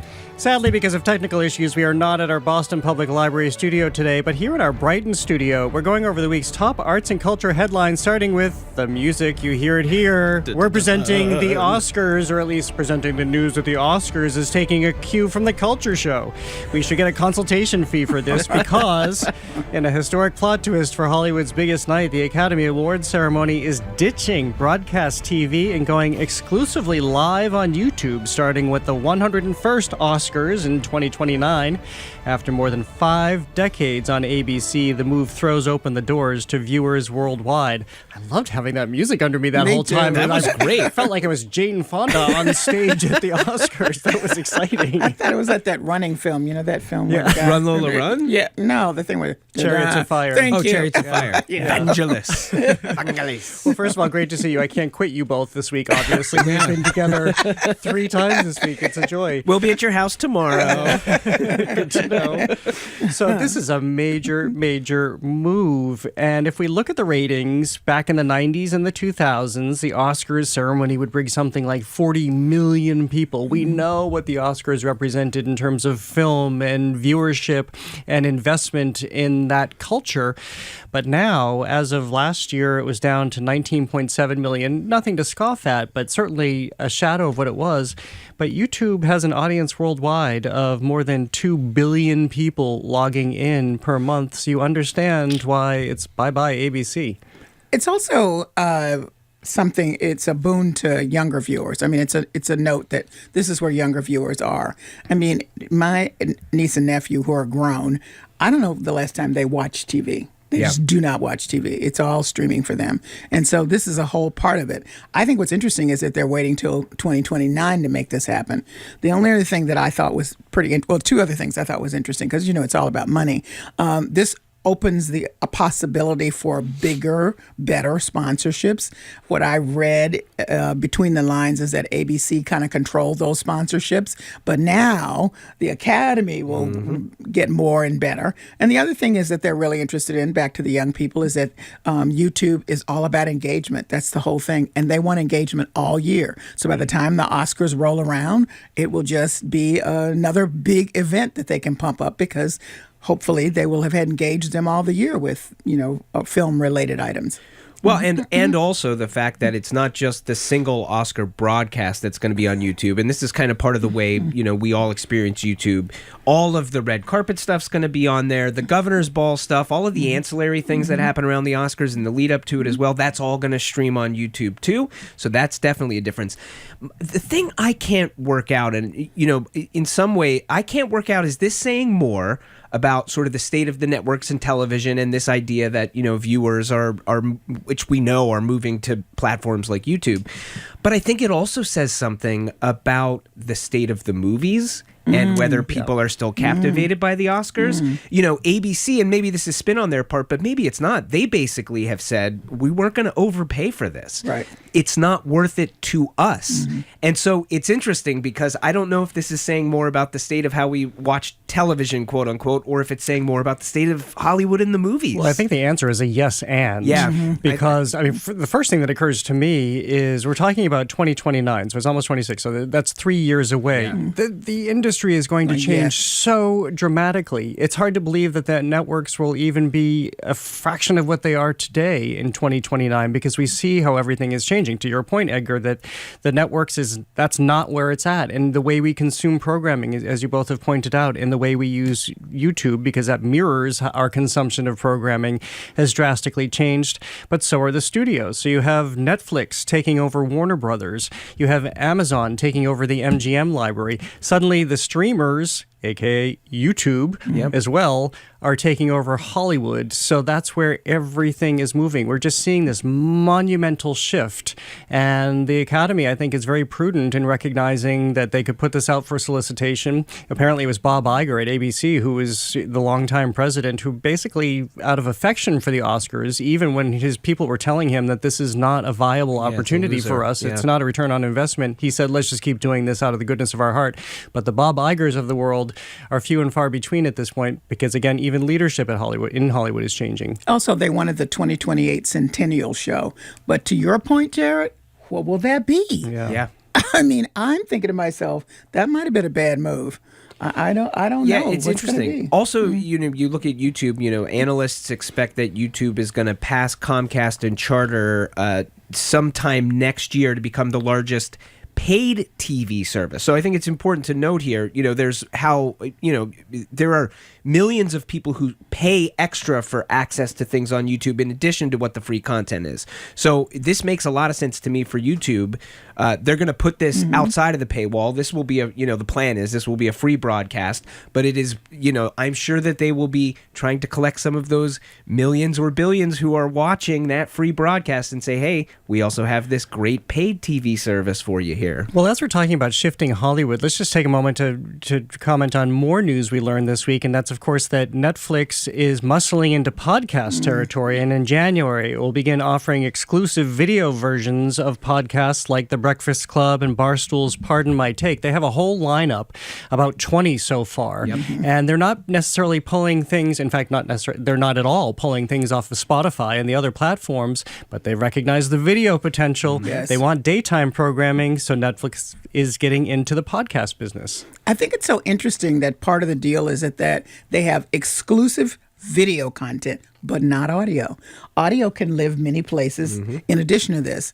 So if you're Charlemagne the God, that's the host of The Breakfast Club, what's that, 5 times more income or for you? I mean, it's got to be, because you can put your audio in every other place. It's just the video that you have said is exclusive to this deal. So it's pretty interesting. It's really interesting. I mean, we are, in some ways, we're watching television be invented again. And it's honestly not that different. When you sort of read about the history of television, you see what the Wild West it kind of was in the 1950s and 60s as people were trying to figure out what kind of stuff works on the daytime. They hadn't even solidified like half hour as a show or an hour, right? There'd be little 15-minute things and 12-minute things, and we're watching it happen again. And I think in a lot of ways, you hope, it's turbulent as it's happening to a certain extent, and there's a lot of money on the line for these people as they're battling it out for market share or viewership.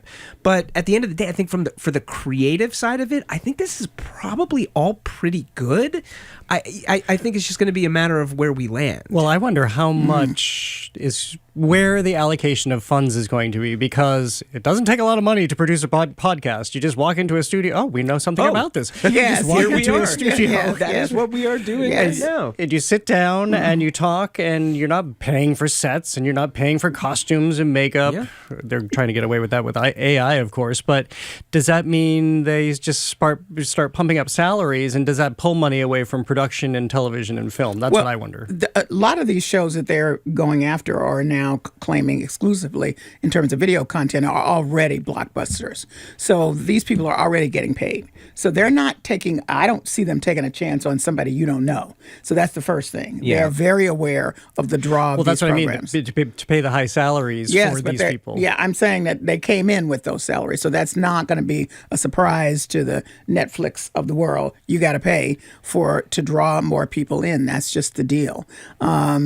And I think that will continue because what draws is also there's a certain, actually the New York Times did a whole piece on the look of video podcasts. That is being established, right? The norms of that are being established right now. I think the other thing to note in this, and I find this interesting too, in these sort of acquisitions from iHeartMedia and Barstool Sports, there are a couple of the more popular on each of those are not coming as part of the deal, so that's worth noting. And also, there will not, so Netflix will not have like roll-in advertising, which is how these things are making money on YouTube. But the hosts will be, again, thinking about early television, they will continue to sort of pitch as part of it some of the advertising that they pitch, which again, if you think about television in the late 1950s, 60s, that idea of like brought to you by, and the host turns and says, that's going to be happening. The only difference from what you said about the early days of TV, it was all new. We hadn't seen any of this. Now there's so much content. Totally. So really the game is, how do you stand out? So I guess Netflix has said, we're going to go with what we think will work and try to throw a lot of stuff at the wall and the ceiling. Yeah. But that's a big gamble. Well, we can check in 2029 when it's all playing out. Well, as we continue to look at the business of show business, the entertainment industry has just had its annual checkup, and the results are still mixed. We talk about this every year because it's produced every year. UCLA's Hollywood Diversity Report takes the pulse on who is telling what stories on film and television and how they're represented. This year's report reveals Hollywood is not meeting the audience where they're at. And by that I mean, we can break down the numbers, but essentially we're not seeing high numbers of women. We're not seeing diversity on film and in television, either in front of the screen or behind the screen. And what's going on over there, Callie? We're having some technical difficulties at our Brighton studio as well, folks. And this is the kind of if you're watching the podcast, this is the kind of stuff that you can get from a video podcast. And it continues Here to on fall public down. broadcasting only for it's free and available. Okay, now to I have all. my foot on it, so I hopefully bet it if won't we fall sold down. our podcast to Netflix, they would pay for the nails that we need to build this set and put it back together. You would hope so. You would hope. I mean, you know. I'm sorry I didn't scream ouch. Keep going. So, all right, back to the UCLA Hollywood Diversity Report. I was saying that Hollywood is not meeting the audience where they're at because we're seeing in front of the camera, behind the camera, you're not seeing a lot of diversity in terms of people of color. You're not seeing a lot of diversity in terms of the women who are getting opportunity. However, the report also shows that what's in favor right now are really diverse stories. Yeah. Yes. And once again, this report brings it back to what companies who have managed to stay in support of DEI know, which is bottom line works. When you have diverse staffs, and in this case, diverse content, it really does hit your bottom line in a positive way. That's just what it is. Because who's driving the numbers and streaming? Women and people of color. And so that's... Maybe somebody could come in and help us put this together. No, I like this danger, this sense of danger. Yeah, Who knows when the next it's a lot of thing is danger gonna over here fall apart on my you, knees. Callie. Thank you very much. So that's what's really happening here is that those numbers are going up and people see that, but yet... it hasn't caught up in the way that it should in terms of making certain that that's a part of it because it's a big money thing. So it'll be interesting to see what happens next. I mean, I think they note that a lot of the showrunners and the lead actors now are white men, which feels like a throwback in some ways. But again, the people driving the audiences on streaming, and we're talking about streaming shows. Here we are. I agree completely. So here's the number, and this is up from the year before. So they're looking at 2024. This is up from 2023. White men account for close to 79% of all show creators. I am honestly a little surprised it is that high. And then the other real, like the other kind of number or cogent quote for me in this, that is representing very much exactly what you two are saying. So, they note that another way they looked at this is to say, like, okay, there's secondary storylines in a lot of these shows. And in that, they have seen some gains, especially for women-led stories as the secondary storyline. But here's a quote from one of the co-authors of the study. It says, a show that features some kind of underrepresented story, such as a woman-centered story, the median total interactions for these shows were talked about on social media more than 5 times more than shows without. That is, to your point, it's exactly what you're saying, Jared. It's a very clear number that says that the audience is telling you what they want. Exactly. They are telling you what they want. Well, who else is telling us what they want is the Trump administration. Yes. So we saw the studios strip out their DEI initiatives. So this is clearly reflected in the numbers already. And what I can't thread here, because I have observed this year how much this is all about capitalism at the end of the day. And the reason Jimmy Kimmel returned to the airwaves is because people voted with their subscriptions or lack thereof. They voted with their crying out to the stations who didn't carry him, that therefore affected advertising. What I don't understand is how this doesn't carry through here. When you have a year in which Sinners is practically, I'm not clearly a revenue generator, why more people aren't looking to replicate that when you think that I think it's about 45% of the population is not white. Why wouldn't you look at this as a very viable business model, not to mention where the culture is? And there are shows like Bridgerton that continue to draw. And, just one episode of Bridgerton, you get the whole thing. Everybody's in that.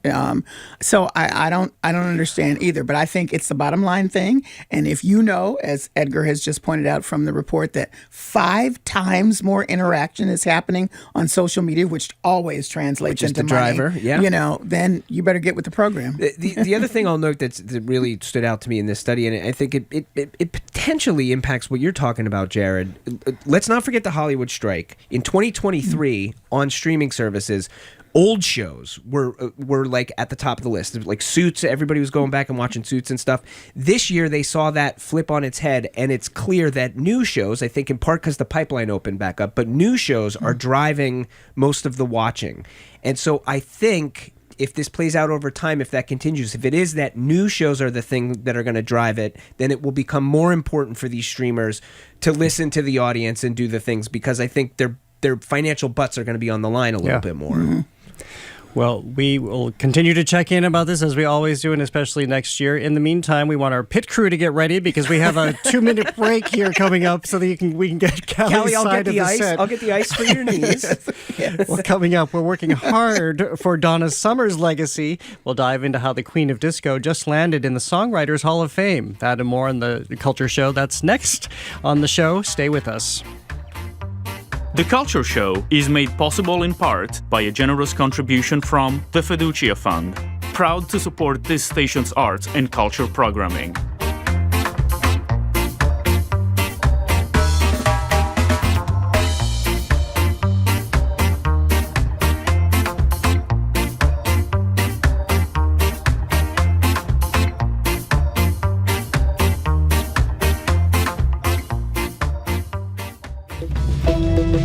The suspect in both the shootings at Brown University and the murder of an MIT professor in his home in Brookline is dead.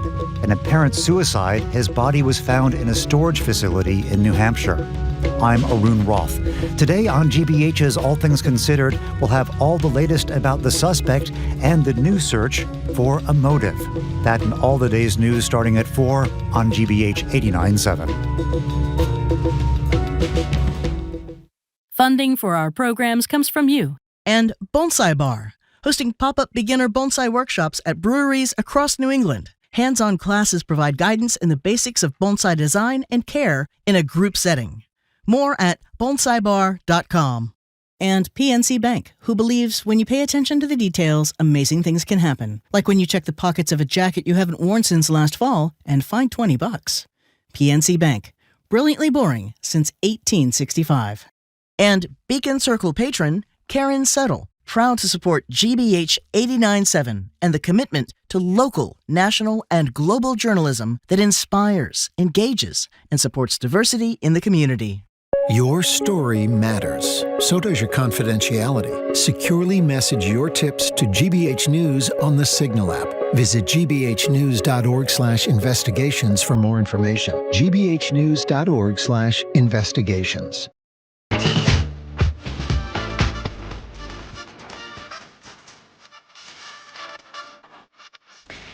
Welcome back to the Culture Show. I'm Jared Bowen here in our Brighton studio. I'm joined by Culture Show co-hosts Callie Crossley and Edgar B. Herwick III. Like crawling. It's like this is crawling away from our breaking down set. All right, last joke I'll make. But in our next pledge drive, you know what you're helping. If you're just tuning in, it's our Arts and Culture Week in Review, which includes Donna Summer finally getting her due as more than just the Queen of Disco. This week, she was posthumously inducted into the Songwriters Hall of Fame, honored for writing and co-writing many of the hits that transformed pop and dance music, from I Feel Love to She Works Hard for the Money to, of course, Bad Girls, as we were just listening to. And we love talking about Donna Summer in these parts because she was a little from these parts. Literally a girl singer in the AME church here in Boston, the Grant AME Church in Roxbury at 10 years old, before going on to the Glee Club at the Jeremiah Burke High School when it was a girls-only school. Wow. And we saw what she did with her career after that. And I think, as they pointed out in this very special ceremony they had, because they separated out from people who are living who are inducted, so they get their own great focus, was that she always felt that people didn't recognize this writing part of her. So it was pretty momentous for her family to see this happen. I think that's what's so important about it, because you know, we hear people sing these songs, we don't think about who writes them often, and so this is a real nod to, because her singing voice has always been praised, that she had input and focus on where she wanted to take the songs that she sang. And I love the fact that she's getting the kudos for the songwriting. Absolutely. And I think in particular, we think about, she's obviously sort of most known or associated with that disco genre. I just want to take a moment to talk about, you mentioned I Feel Love. I mean, we gotta look at this song, which is written in 1977.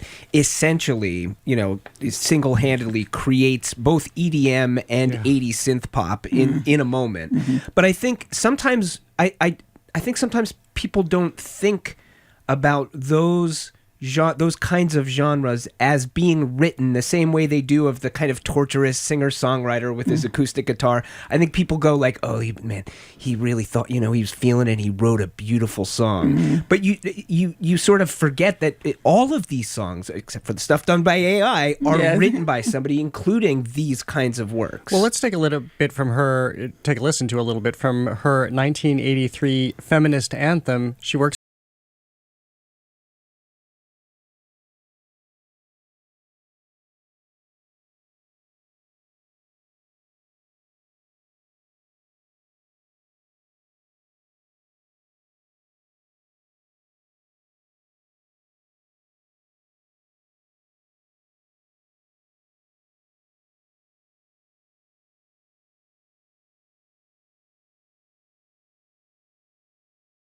different way. I'm thinking of Dolly Parton too. I mean, it's what Donna Summer is doing in her world, also in very much, as you say, Edgar, creating this sound. You can argue that she is so fundamental for disco and changing the whole scope of music, but telling these pretty extraordinary stories along the same vein. Exactly. And a lot of concept, concept albums. I mean, she's the only artist in history to have 3 #1 double albums. One of them was a compilation, but that's crazy. But she was just as a lot of musicians are, very, very intentional and thoughtful through her entire career. I mean, she had many hits. I think she's a writer or co-writer on something like 8 of her 10 largest hits. I'm glad it's being recognized. Me too. Well, like Donna Summer, Carl Carlton also made his indelible mark on pop culture. The Detroit-born R&B and funk singer is behind this unforgettable hook.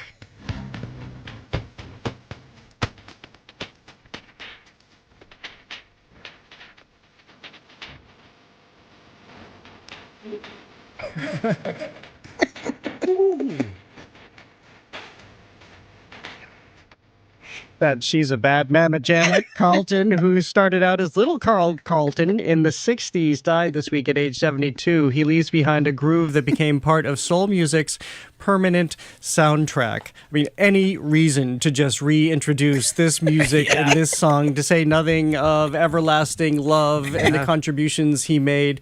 It didn't fuel his career in the way it did somebody like Donna Summer, but it certainly made him stand out and have pop culture return to him over and over and over again. Well, here's back to recognition. I didn't know who did this song, so it's so ubiquitous. Yeah, so I'm so sorry that he had to die for me to know. Oh, that's his song. Yeah.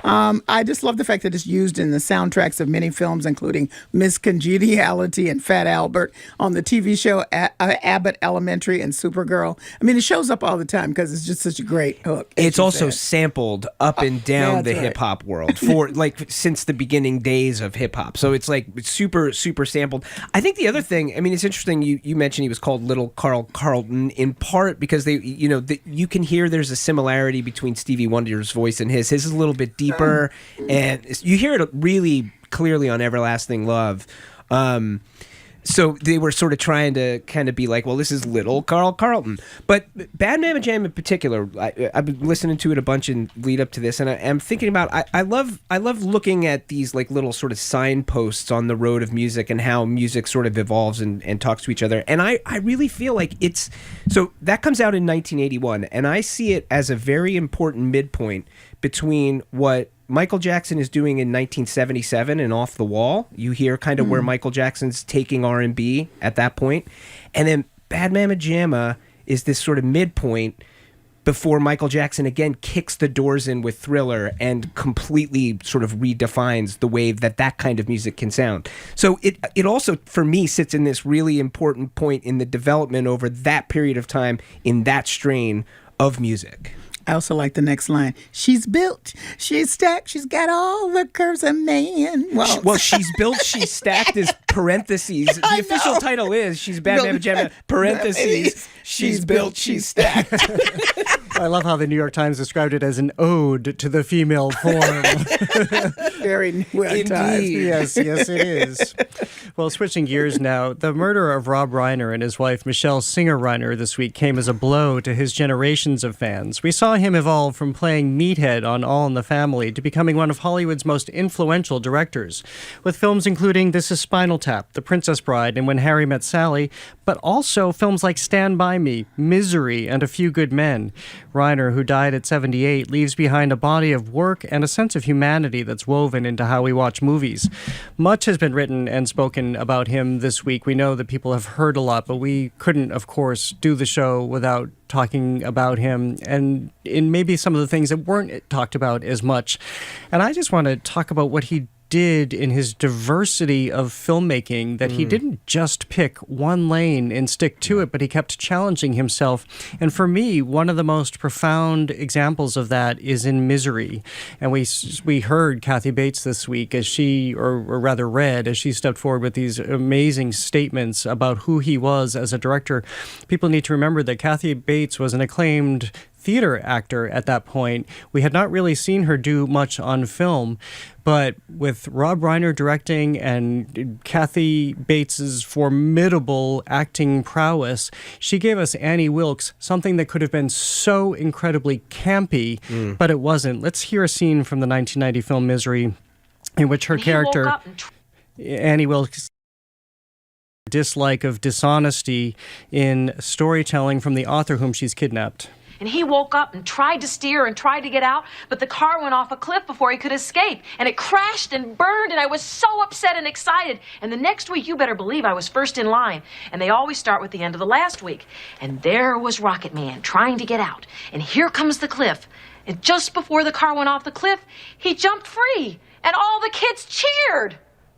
But I didn't cheer. I stood right up and started shouting, "This isn't what happened last week! Have you all got amnesia? They just cheated us! This isn't fair! He didn't get out of the cock-a-doodie car!" I just have goosebumps hearing that. Of course, she won the Oscar for that role. But you see, again, I just keep thinking in the wrong hands, that would have been so campy, but instead it became a marvelous film. Well, I am just devastated because he really crafted the rom-com, the real rom-com, with pathos and a real story and character-driven characters. I mean, that's what I have to say over and over again. So now you see these films and it's just somebody and they don't have no backstory. You don't know how they got together, any of that. So for me, When Harry Met Sally, I can watch that a billion times, and I watched it last night again. Did you really? Yes, because then when I saw it, I realized there's all these great callbacks early on that I didn't catch the first time or the third time or the fifth time I've watched it. But it's so beautiful, and he changed the ending. It was going to be sad because he met his wife, his second wife, Michelle, and he was in love, and he said, well, they should be in love. And so I loved it. I love that. I love it so much. He was just brilliant in that direction. You know, I think you make an important point about the fact that he didn't just do one type of movie. So you sort of ask yourself, like, what among the things make it a Rob Reiner movie? You're touching on a little bit, Callie, in his care, his craft. A lot of people sort of talked about that idea of they're all kind of a version of a modern fairy tale to a certain extent. Maybe not all, but that's a strain.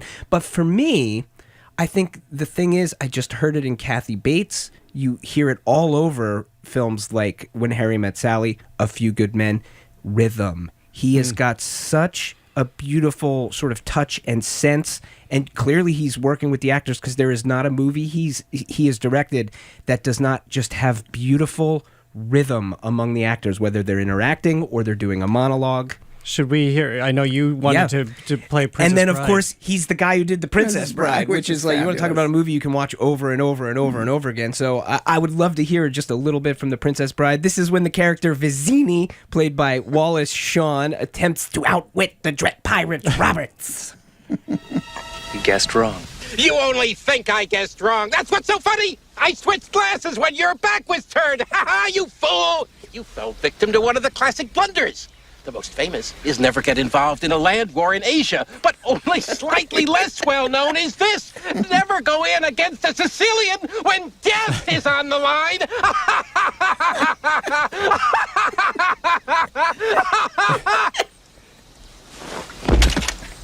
And that's him killing over and dying. He just keels over and dies. But you hear that rhythm. That's a quick rhythm, yeah. Yeah, you hear that rhythm. And that is in all, you know, that's one of the things I love about A Few Good Men. The rhythm of the dialogue in A Few Good Men is incredible. It is. We had the perspective of him on set very coincidentally a few weeks ago when I had Jerry O'Connell on the Culture Show talking about the Stand By Me anniversary. And I was ready to ask questions about Rob Reiner because this was pretty early on in Rob Reiner's career. Also, another Stephen King book. This is why he had Castle Rock Productions. He was mesmerized by Stephen King's stories. But in the body and adapting that for Stand By Me, Jerry O'Connell talked in the interview about a moment when my point was I was going to ask about Rob Reiner, but he got there before I did.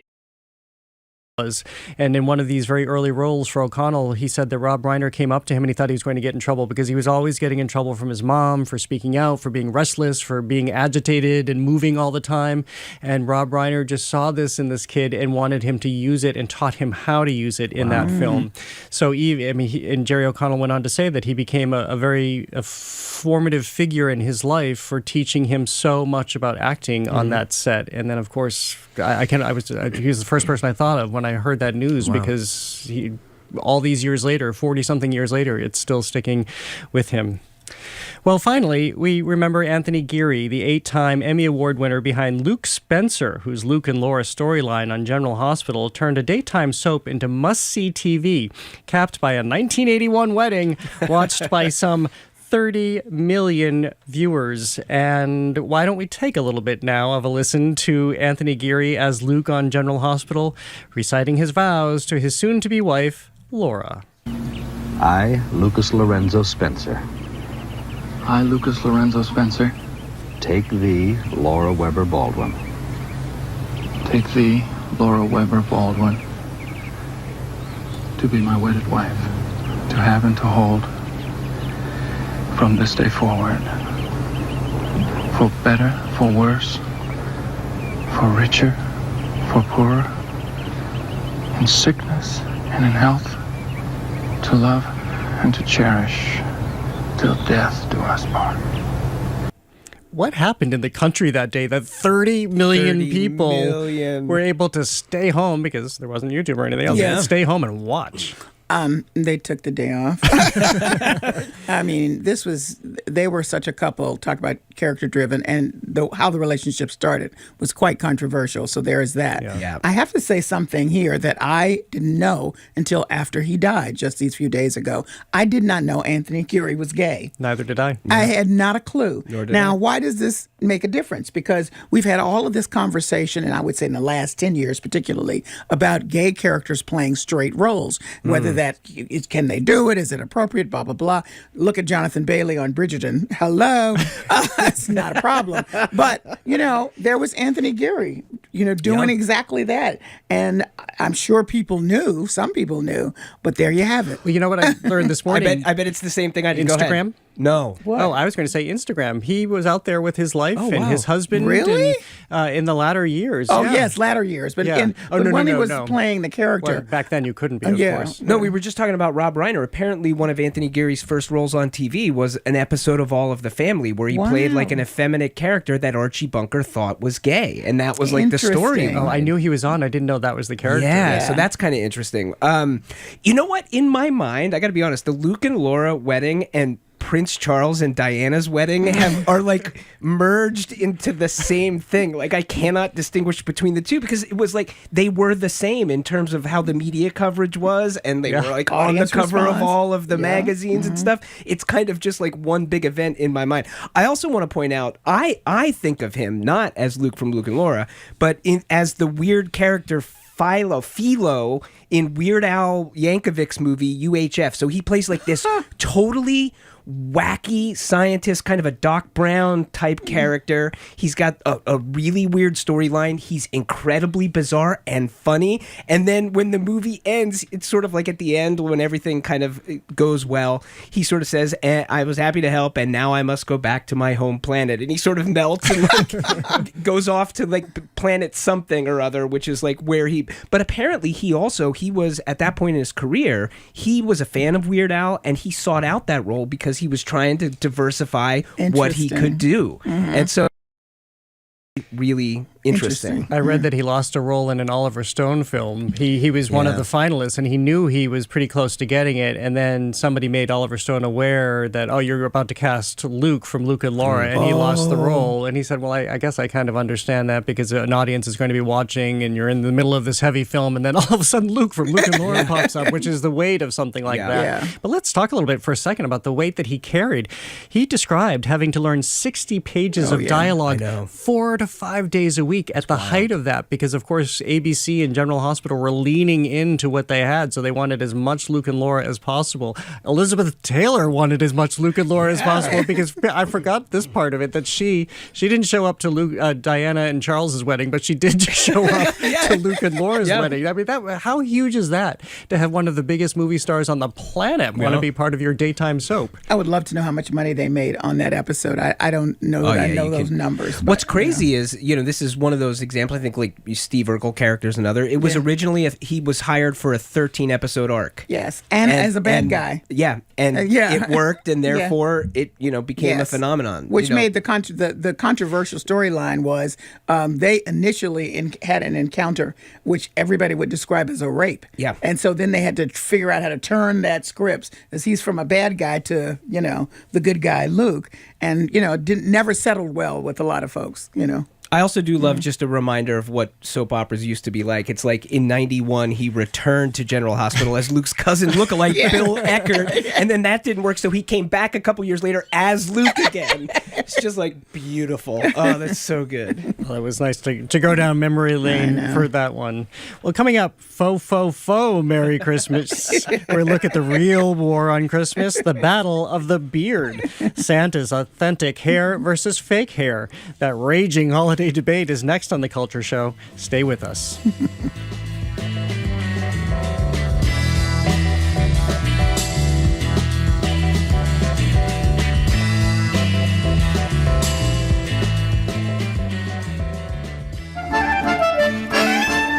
In Ukraine, a group of grad students found a trove of old klezmer tunes that have not been heard in almost a century.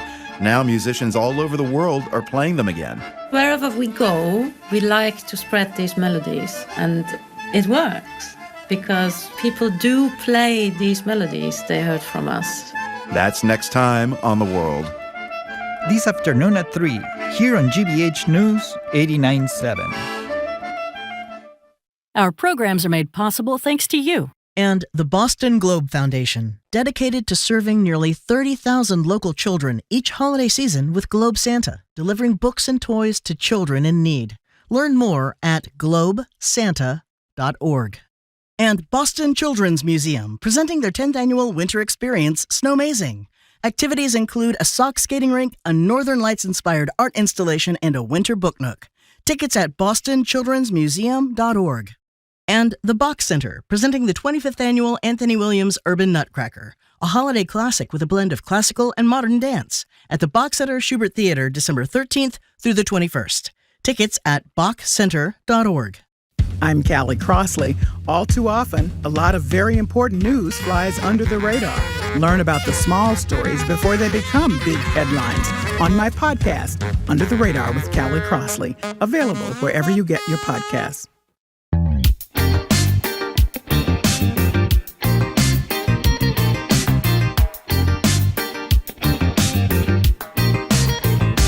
I'm Jared Bowen. If you're just tuning in, this is The Culture Show, coming to you from our Brighton studio and streaming on the GBH News YouTube channel. I'm joined by co-hosts Callie Crossley and Negerby Herwig III.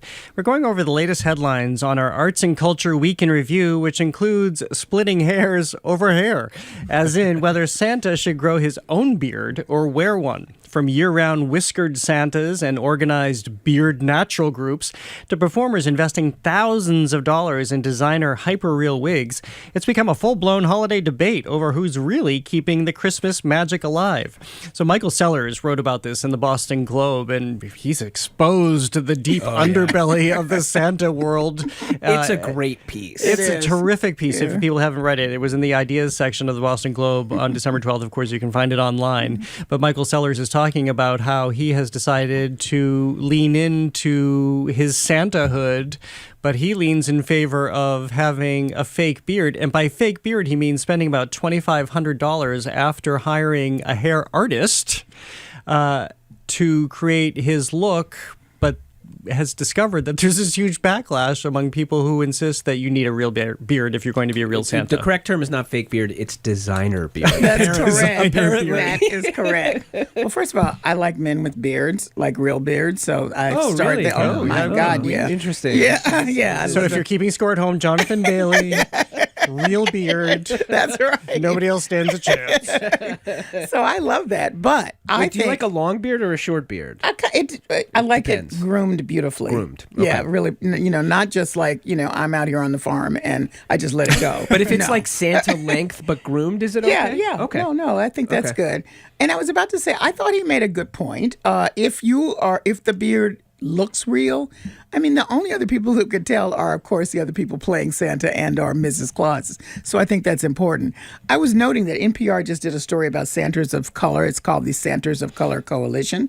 And one of the things that they have as part of their training is a beard workshop. So this is a big deal, this whole beard action. The whole Santa action is a big deal. Like the world of Santaism is an incredibly big deal. Like, for example, there is the Fraternal Order of Real Bearded Santas. That's a real trade organization, and a real one, right? Like it's like a dues-paying organization. They were negotiating on behalf of Santas who have real beards during the COVID-19 epidemic, and this is a real world. You know what I mean? And so of course it is, but it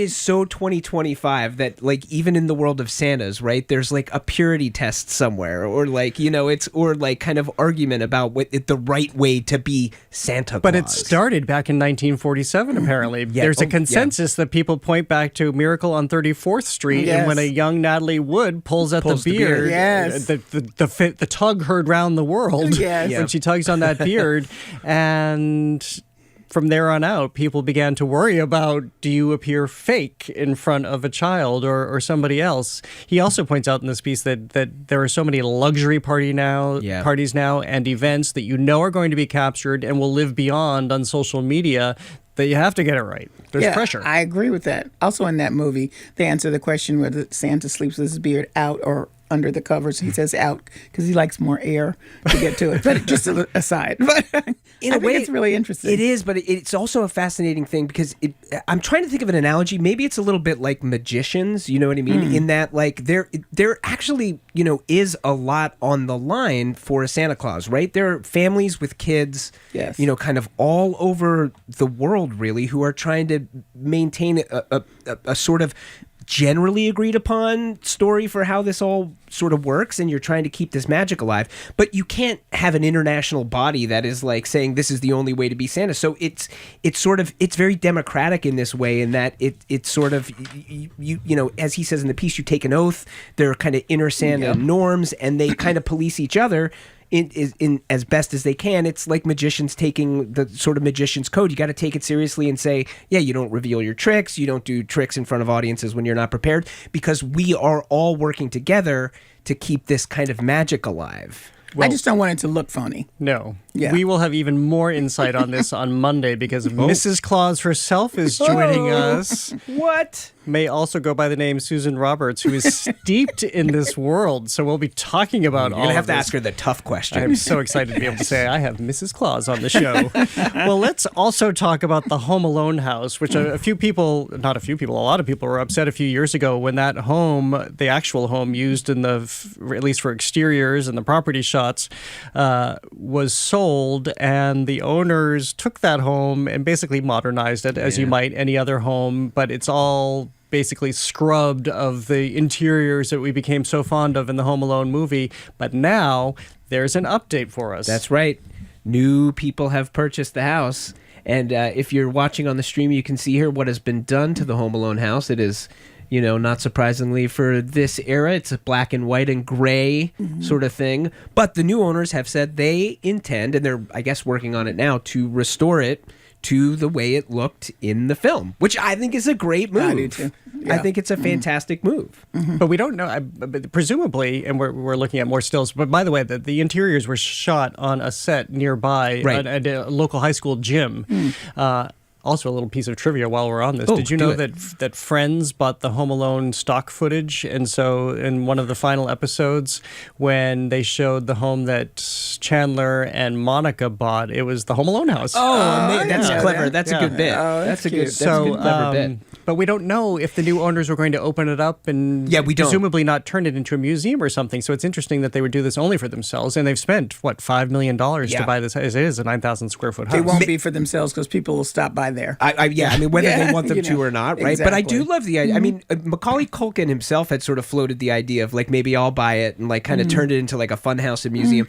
But listen, private ownership, you can do what you want. But I think it would be awesome if this did become some kind of a museum. I love museums like that, like the Christmas Story House, I think is in Cleveland. I have been right? there. That kind of thing is like really, really good. And I think Home Alone is so deep in our culture at this point that it would do well. And I think it would be great for all of us to be able to go visit Even that better house. if they had screenings there. Yes. Even better. Or adventures where you can kind of go through and all the stuff's coming at you, the paint cans and the fire and the ice. Well, we're going to move to a little protocol right now because I know Callie especially wants to weigh in here. We're wrapping up the holiday season before it even gets underway with a roundup of when it's time to pack it all up, starting with Black Santas. People, I think I don't really need to do an explainer, but I'll do a little explainer that if you happen to be by in our newsroom, and Callie, unlike the Home Alone people, does open up our house for people to come by and see her Black Santa filled office, but you have very strict guidelines about Black Santa Village. They do not appear before Thanksgiving. They can appear any moment after Thanksgiving, and they have to be gone the day after Christmas. The day after Christmas. This is the part I don't understand. End of Christmas. They got to go. They got to get back in those boxes. So why? Because it's over. Okay, let me ask you this. Is this your general take for just Black Santas, or are we talking about for things like for all Christmas stuff? Does it can't start happening I think until... you can leave your lights on longer. Okay. I mean, I think lights, because they're just festive the whole season. In fact, that doesn't annoy me when people turn their lights on earlier, even though some people get really mad about it. That doesn't bother me. And so they can stay longer. But I'm telling you, it's so hard. It's really, it's not just, just some weird thing I came up with. The longer you leave them up, then it's harder to take them down because you're further away from the joy of the holiday, right? And then it's it's so sad and all of that, and it becomes really a chore. You're a little bit still in the spirit when you pack them up and you get all excited about seeing them again. But aren't you still in the spirit on New Year's Day? Yeah. Yeah, I'm in the spirit for the new year, not to see Black Santa looking at me. All right. Counterpoint. Yes. You've probably heard the Christmas carol, The 12 Days of Christmas. Yes. Well, that's Christmastide. Yes. That starts, the 12 Days of Christmas begins on Christmas Day. Those 12 days extend to January 5th, and then January 6th is the Feast of the Epiphany. Yeah. 12th night is the 12th night of Christmas. It's still Christmastide. Nah, I can switch over to Kwanzaa. Kwanzaa goes on beyond. Okay. How do you feel? What about holiday music?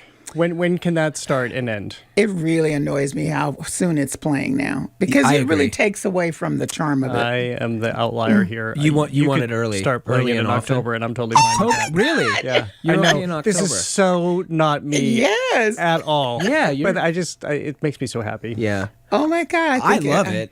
Me too. And I'm happy. I try to avoid it as best as I can until after Thanksgiving. Yes. Then I feel like, okay, let's go. Yeah. And I'm absolutely happy for it to extend beyond New Year's Day for Christmas music for me, for sure.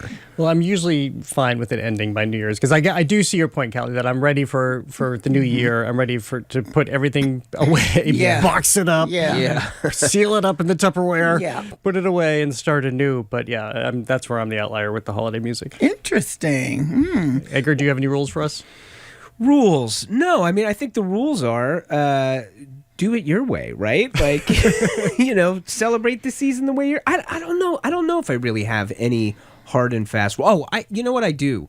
I feel like you shouldn't open Christmas presents until Christmas Day. I know a lot of people do the like one on Christmas Eve thing. Yeah. Don't let my parents hear you. I do not think that is okay. I like the Christmas Day thing too. I'm with you on that. It's so magical. You're just pushing me further and further out of here. Well, I think the storm clouds are gathering. This can only mean one thing, which is true today with this downpour we're having. Yeah, It's no time kidding. for our lightning round. Callie, what's the story that struck you this week? I'm so excited. We talked about the reboot of A Different World with, Dwayne Wayne and all those characters, Kadeem Hardison, all those characters. Whitley, everybody. The new story is that their child, Whitley and Dwayne's child, is going back to Hillman and trying to fight against her parents' reputations and everything. She wants to be her own person. But the new news is that 4 of the OGs from the original series are coming back in regular, rotation. So there'll be that- regular Yes, characters in the show. I mean, not every show, every but like episode, Whitley and then Dwayne and then Cree Summer. Yes. All the this Cree is Summer. it's going to be Oh, I great. love Cree Yeah, Cree so I'm Summer. really excited about it. I think the possibilities of what they can do with the storyline is great. Yeah, it should be good. Yes. What outlet is that on? Going to be on? Is it forgot. one of the streaming services? Yeah, I think it is right? one of the streaming services. sure either. Executive Yeah. produced by Debbie Allen, and showrunner is Felicia Pride. Well, Edgar, what's your story of the week? Well, we are near the end of the year, and sort of the last holdout among the major dictionaries for their word of the year was our own local Merriam-Webster's, but this week they have dropped their 2025 word of the year, and their word of the year is slop.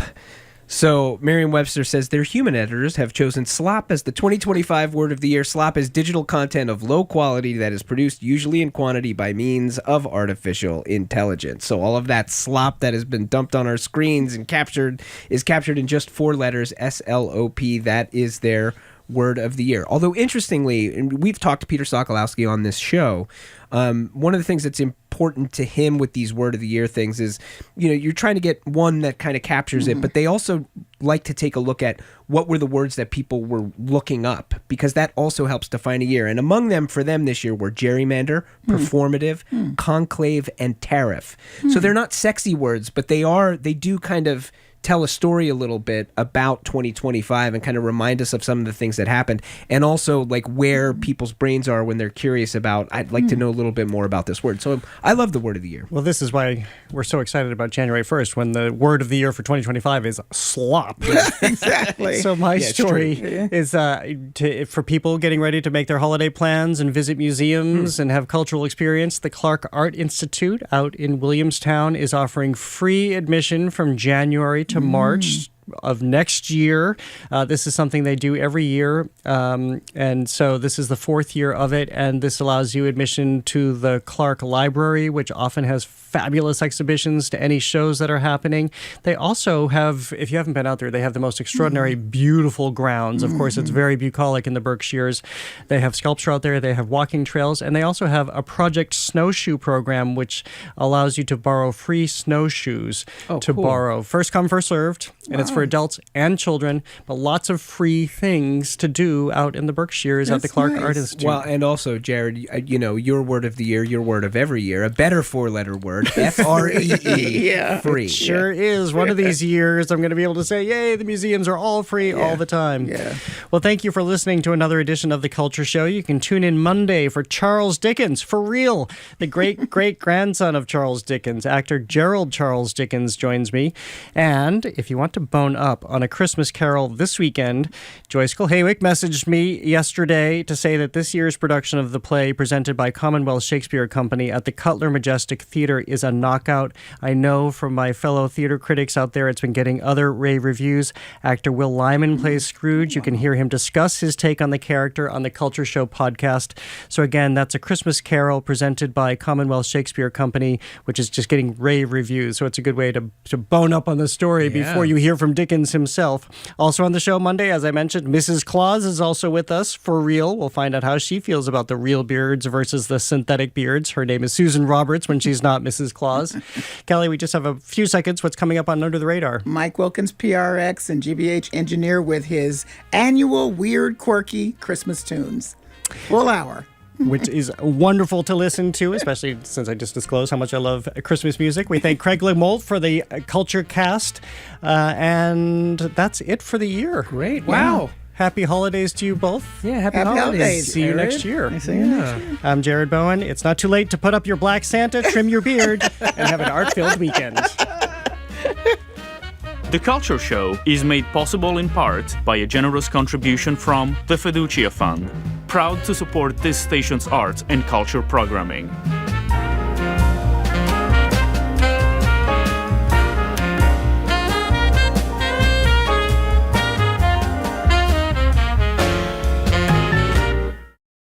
Spend your afternoon with us. Stay with us for GBH's All Things Considered at 4 and Marketplace at 6:30. But first, the world. A global view of today's headlines from the World Newsroom. Right here on GBH 89.7. Support for our programs comes from you. And Silograms, a Massachusetts-based maker of custom silicone products, from monogrammed ice cube trays to personalized wine stoppers and pet products. Their line of holiday gift options is available online at silograms.com. Filmed live at the GBH Fraser Performance Studio, celebrate the season with Bach from Sacred Works that evoke the wonder and reverence of the holidays. Don't miss Illuminate Bach, a holiday celebration, tonight at 9 on GBH2. Thank you to everyone who gave during our recent membership drive. Your support is so important and appreciated. If you missed your chance to make a contribution during the drive, the good news is you still can. It's easy to do online at gbhnews.org. The money you give now will help keep the NPR and GBH News on the air, and we know we all need the facts more than ever. That's gbhnews.org. And thank you.